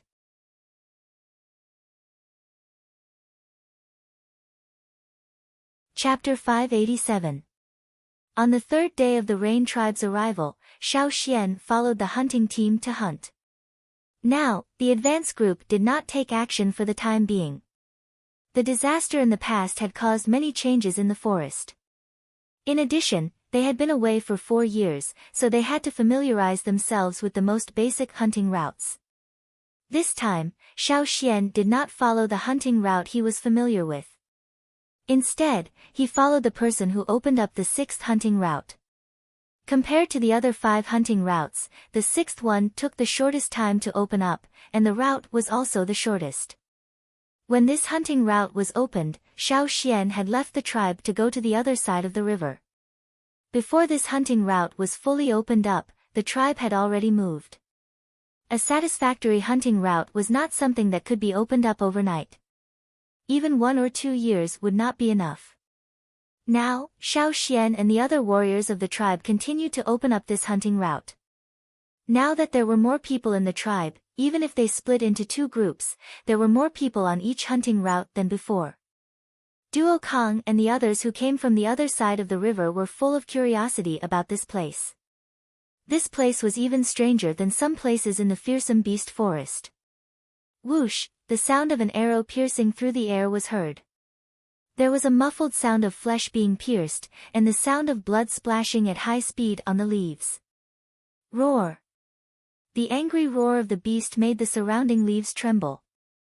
However, if one was familiar with the beasts in the forest, they would be able to tell that this roar was strong on the outside but weak on the inside. It sounded angry, but if one listened carefully, they would be able to tell that it was timid. The huge figure that was running forward could not be seen among the even larger towering ancient trees, but its position could be determined by the movements of the branches. The prey was running in a panic, and the branches were constantly breaking and making cracking sounds as it ran. More than 10 figures followed the giant beast closely, shuttling between the trees nimbly and quickly. Whoosh whoosh whoosh. Several more spears were thrown out like cannonballs, heading straight for the target. Although the fleeing figure in front of it was large, its speed was not slow. Even though it was panicking now, it was still familiar with this place after all. It instinctively ran towards a place full of bushes in front of it. Those shrubs were as tall as a person, and their branches were dense but very thin. Every thin branch had many thin thorns. If one stood at a high place and looked at it from afar, it looked like a large brush stuck to the ground, and could directly scrape off a person's flesh bit by bit. However, the thorny shrubs were nothing to the behemoths, who had a layer of tough skin and sturdy hooves. They could still run away by stepping on them. However, this was not the case for humans. If it ran to that area, it would be a real headache for the hunting team. The people chasing after it avoided the broken branches. No matter how strong they would not be able to withstand the blow from the giant beast. Seeing that the giant beast was getting closer and closer to the bush area, the hunters threw spears and shot arrows one after another. The giant beast was already injured in many places, and when it ran, it carried a bloody wound. Spears stabbed into the giant beast's body, and were carried along as it ran. Just as the giant beast was about to step into the bush area, a few figures suddenly jumped up from both sides. Under the support of the totem power, the tyrannical strength became more and more unyielding. The person who leaped up held his weapon tightly and waved his arm to chop down. The strong wind that was stirred up made a whoosh sound. The nearby branches seemed to be pushed by a fierce wind and were blown to the other side. Puff! Puff! Puff! The sharp blade cut through the thick tough hide, and when it left, the tip of the blade flew out with a line of blood. The giant beast let out an unwilling howl, and finally fell to the ground with a thud due to its heavy injuries. The people who came next gave it another stab, and when the giant beast was completely dead, they approached it. Xiao Xian took out the water bottle hanging on his waist with the hand that was not holding the sword. There was only a little water left in the bottle. He stabbed the sword into the ground, and picked a leaf that was about 4 palm size. He washed it with the remaining water in the bottle, and then rolled the leaf into a funnel, and put it on the bleeding spot on the giant beast's neck. The bright and thick blood flowed along the rolled leaf into the bottle. The blood of a fearsome beast could be preserved for a longer time than the blood of other beasts. If some grass juice was added to prevent the blood from coagulating, it could be preserved for a longer time. When hunting in the forest, if it was not convenient to roast meat, they would use the blood of fearsome beasts to temporarily replenish their strength. After drinking a mouthful of beast blood, the smell of blood filled his nose. If it was someone who did not like the smell of blood, they would probably vomit, but Xiao Xian was already used to the smell. Different fearsome beasts had different tastes. Xiao Xian could now not only tolerate the smell of beast blood, but he could also laugh and talk with the other warriors about which type of beast blood tasted better, just like a group of wine lovers talking about which type of wine suited their taste. Wiping the blood from his mouth, Xiao Xian looked at the sky. Now that the sun was already setting, they had to deal with this prey as soon as possible and bring it back to the stronghold. The people who were chasing them had already caught up.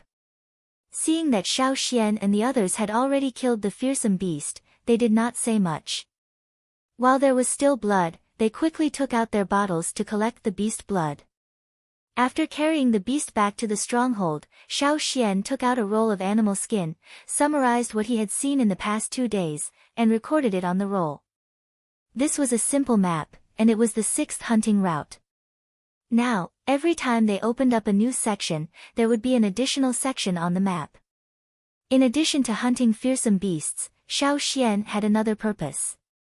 In the cave of the stronghold, other than the warriors who were resting, there were also bursts of whistling sounds. It sounded like the wind was blowing, and from time to time, there was also the sound of metal clashing.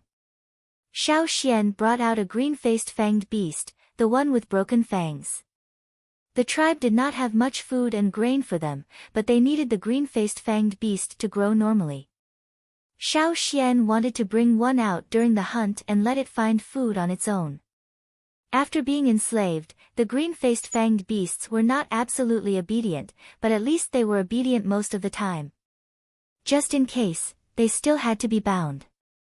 Vine ropes could not bind them tightly, so Xiao Xian specially made a bronze chain. The green-faced fanged beasts could easily break the bones of many beasts, and even stone, but it could not break the new bronze chain made with their own blood. After tying them with a chain, if Xiao Xian had free time during the hunt, and if he was sure that there were no dangerous fearsome beasts nearby, he would lead them out and let them find food on their own. Fortunately, Xiao Xian could keep up with the green-faced fanged beast's speed. Otherwise, if it was someone else, they would not be able to handle it.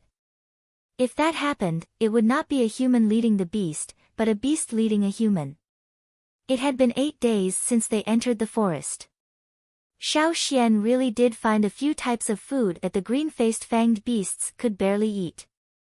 He recorded them one by one and brought some back. If the forest could provide food for the green-faced fanged beasts, they would not have to continue eating the cabbage in the field. In the future, they could just let the hunters bring it back. Xiao Xian, do you think the weather will be hot or cold this winter? Duo Kong asked. I don't know. We should be able to tell in a few days. Xiao Xian looked out of the cave. Time passed really quickly. In the blink of an eye, half a year had passed. Although he did not know if this winter would be as strange as the previous 2 years, Xiao Xian was not worried. Even if there were any abnormalities, it would not be a big deal. As they were talking, the person in charge of guarding outside came over. Boss. Elder, come out and see. There are so many birds in the sky.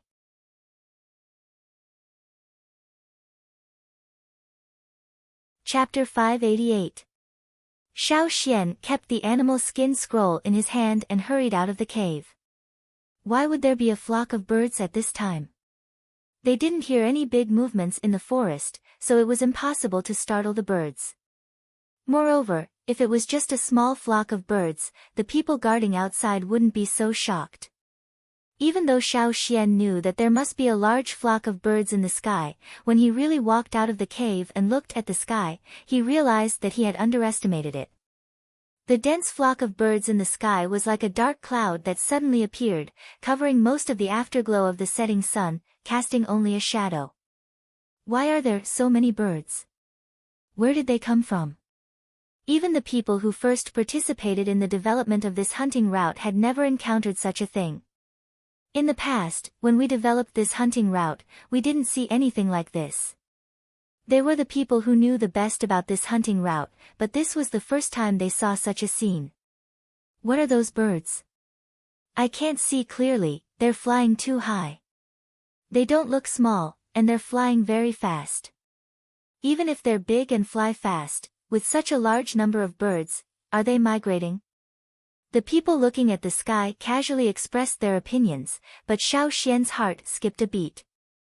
According to the time in the tribe, at this time, it was indeed autumn in many places. In cold places, the temperature dropped early. Could it be that they were migrating to warmer places?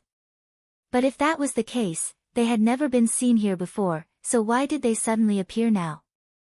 They didn't know where the flock of birds in the sky came from, and where they were going, so the hunting team still had to continue. Everyone, be careful. Duo Kong said to the others with a stern face, then turned and strode into the cave. When Xiao Xian also walked into the cave, Duo Kong hurried over. At this time, he looked nervous, completely different from the sternness he had when he was warning the others outside the cave. Duo Kong lowered his voice, probably because he was too excited, and his voice was trembling at the beginning. Xiao Xian, why do you think those birds in the sky suddenly flew up? Could it be? Could it be? Is there something wrong? Xiao Xian paused for a moment, then understood. Duo Kong was worried about another catastrophe. It was no wonder that Duo Kong was so nervous and frightened. After all, he had experienced the previous disaster and was extremely paranoid. Whenever he saw a similar scene, he would think in that direction. When he left the old haunt, there were also flocks of birds coming out of the ferocious beast mountain forest when the world changed. Xiao Xian pondered for a moment. He didn't have the same feeling of fear and uneasiness that he had during the cataclysm. He looked at the green-faced fanged beast that was sleeping soundly in the cave and said, I don't think so. Duo Kong didn't dare to breathe. He continued to stare at Xiao Xian. Why don't you tie another knot? What he meant was that he wanted Xiao Xian to perform a knot divination. Otherwise, he would feel uneasy. That's fine too. Today's hunt had already ended, so it wouldn't matter if he spent some energy on divination. Xiao Xian was about to look for a straw rope when Duo Kong handed it over. Xiao Xian looked at the straw rope and then looked at Duo Kong. This person usually didn't use such a thin straw rope. Cough, I just made a little too much when I was making the straw rope. I kept it for later use, said Duo Kong. He didn't use such a thin straw rope himself, but ever since he saw Xiao Xian's ability in knot divination, he developed a habit of making straw ropes that were thin and easy to tie. If Xiao Xian didn't have any straw rope, he could provide some. Not only Duo Kong, but Zheng Luo, Ta, and Gigu all did the same thing in the tribe. They just didn't encounter a situation where Xiao Xian had to perform a divination. Xiao Xian adjusted his breathing and then picked up the straw rope. He closed his eyes and began the divination. He only wanted to know about the birds in the sky. Where did they come from and where did they go? After a while, Xiao Xian opened his eyes and looked at the completed knot in his hand. After reading the conclusion, he frowned. What? What happened? Duo Kong was so nervous that his teeth were chattering. He didn't want to hear the terrible news from Xiao Xian. Xiao Xian shook his head. It's not a disaster. Duo Kong let out a long sigh. But... Duo Kong held his breath and glared at Xiao Xian. It's a little strange, said Xiao Xian. What's strange? Duo Kong couldn't calm down. Xiao Xian pointed in a direction. The divination didn't give us accurate information, but we know that the birds came from that direction. That direction? Duo Kong thought carefully about the map he had seen. In the fearsome beast mountain forest, other than the 6 hunting routes, there were also some places that were not often visited. Duo Kong was thinking about the places in that direction on the map. However, this forest was very big.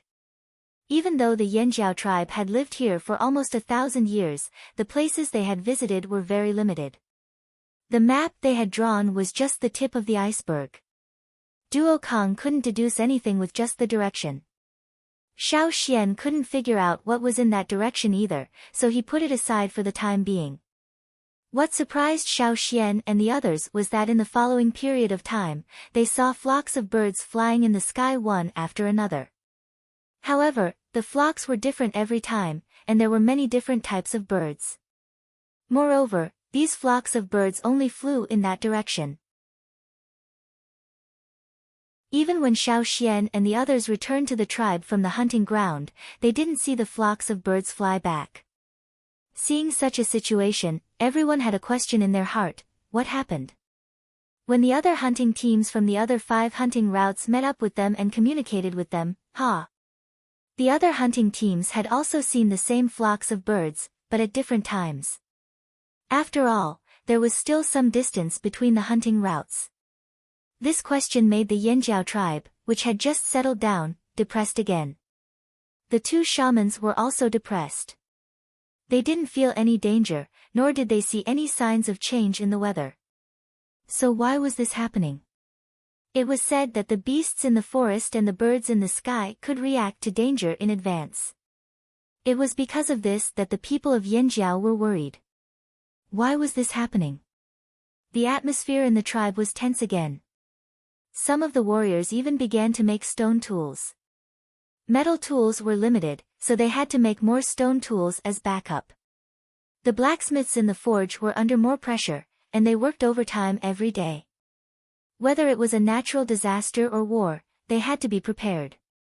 In the last few days, they still saw flocks of birds flying in the sky from time to time. Even if they weren't directly above Yanjiao, the people standing on the watchtowers or near the top of the mountain could still see the flocks of birds flying in the sky. After observing, Xiao Xian found that the birds in the sky started from the large, fast, strong, and ferocious birds in the beginning. Gradually, they became smaller, weaker, and more ferocious birds. Until one day, when Xiao Xian was standing on the watchtower on the mountainside, he suddenly saw a green figure flying over.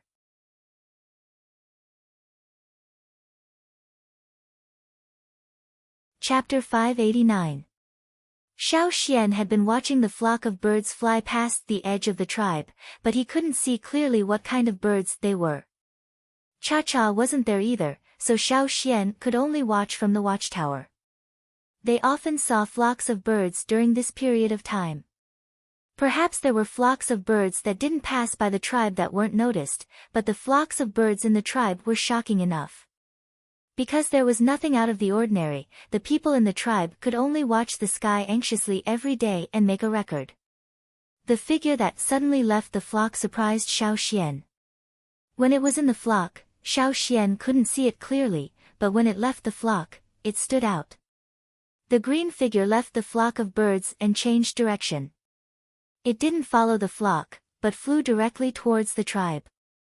Then, a few more figures flew out of the flock, followed by a few more. Some were as big as the one in the lead, and some were smaller. They flew up and down, and weren't as steady as the one in the lead. Xiao Xian immediately took out a wooden whistle and blew it, indicating that the people in other places should not attack the figures in the sky who had left the flock of birds. There were watchtowers in other places, and they must have seen them. When the green figure in the sky flew closer, the people in the other watchtowers recognized it. "Hey, look, isn't that the duck from before?" A Yanjiao warrior who came from the other side of the sea exclaimed. "What duck? You mean the bird in the sky?" The Yanjiao warrior who had never seen the duck before was confused. "It must be. I think it looks like it." Another person shouted out. Xiao Xian looked at the figures flying over and blew the wooden whistle rhythmically. Back when he was in the tribe on the other side of the sea, he had also blown the whistle with this rhythm. He wasn't sure if the duck still remembered this sound. The fat duck seemed hesitant, and looked around cautiously. It circled in the air, as if trying to figure out where to fly to. When it saw Xiao Xian, it immediately flew towards Xiao Xian. Although Cha-Cha wasn't in the tribe, Gigu's snow-white falcon was still guarding against the birds in the sky. Xiao Xian's whistle had been timely. Just as the falcon was about to attack the green duck, the whistle stopped it from moving. Xiao Xian was sure that the one flying towards them was the one he caught on his way back from Gongjie Mountain. However, this green duck was quite fat when he was on the other side of the sea. Now, it looked much shriveled. No wonder the warriors from the other side of the sea were unsure when they saw it. Back then, that duck was so fat. One duck was as fat as two ducks. Now, not only was it skinny, it was also listless. As it approached the watchtower, it looked at the other warriors as guards. Perhaps sensing the duck's wariness towards strangers, the warriors standing on the top of the watchtower with Xiao Xian all took a few steps back. After a while, the green duck flapped its wings and landed. It stood on the handrail and called out to Xiao Xian. Quack! Its cry was a little strange compared to other wild ducks, but there was a hint of happiness in its voice. Flap flap! The other ducks that followed closely behind also followed suit, resting on the railings and handrails one after another. Hence, when the tribesmen looked up at the watchtower, they saw a circle of green ducks standing on the top of the tower. Someone recognized the ducks and laughed loudly. Are our ducks back? When the others who didn't know the story heard this, they also guessed the origin of these ducks. When the people from the other side of the sea came back, both sides talked about the ducks raised by the tribe, especially the green ducks.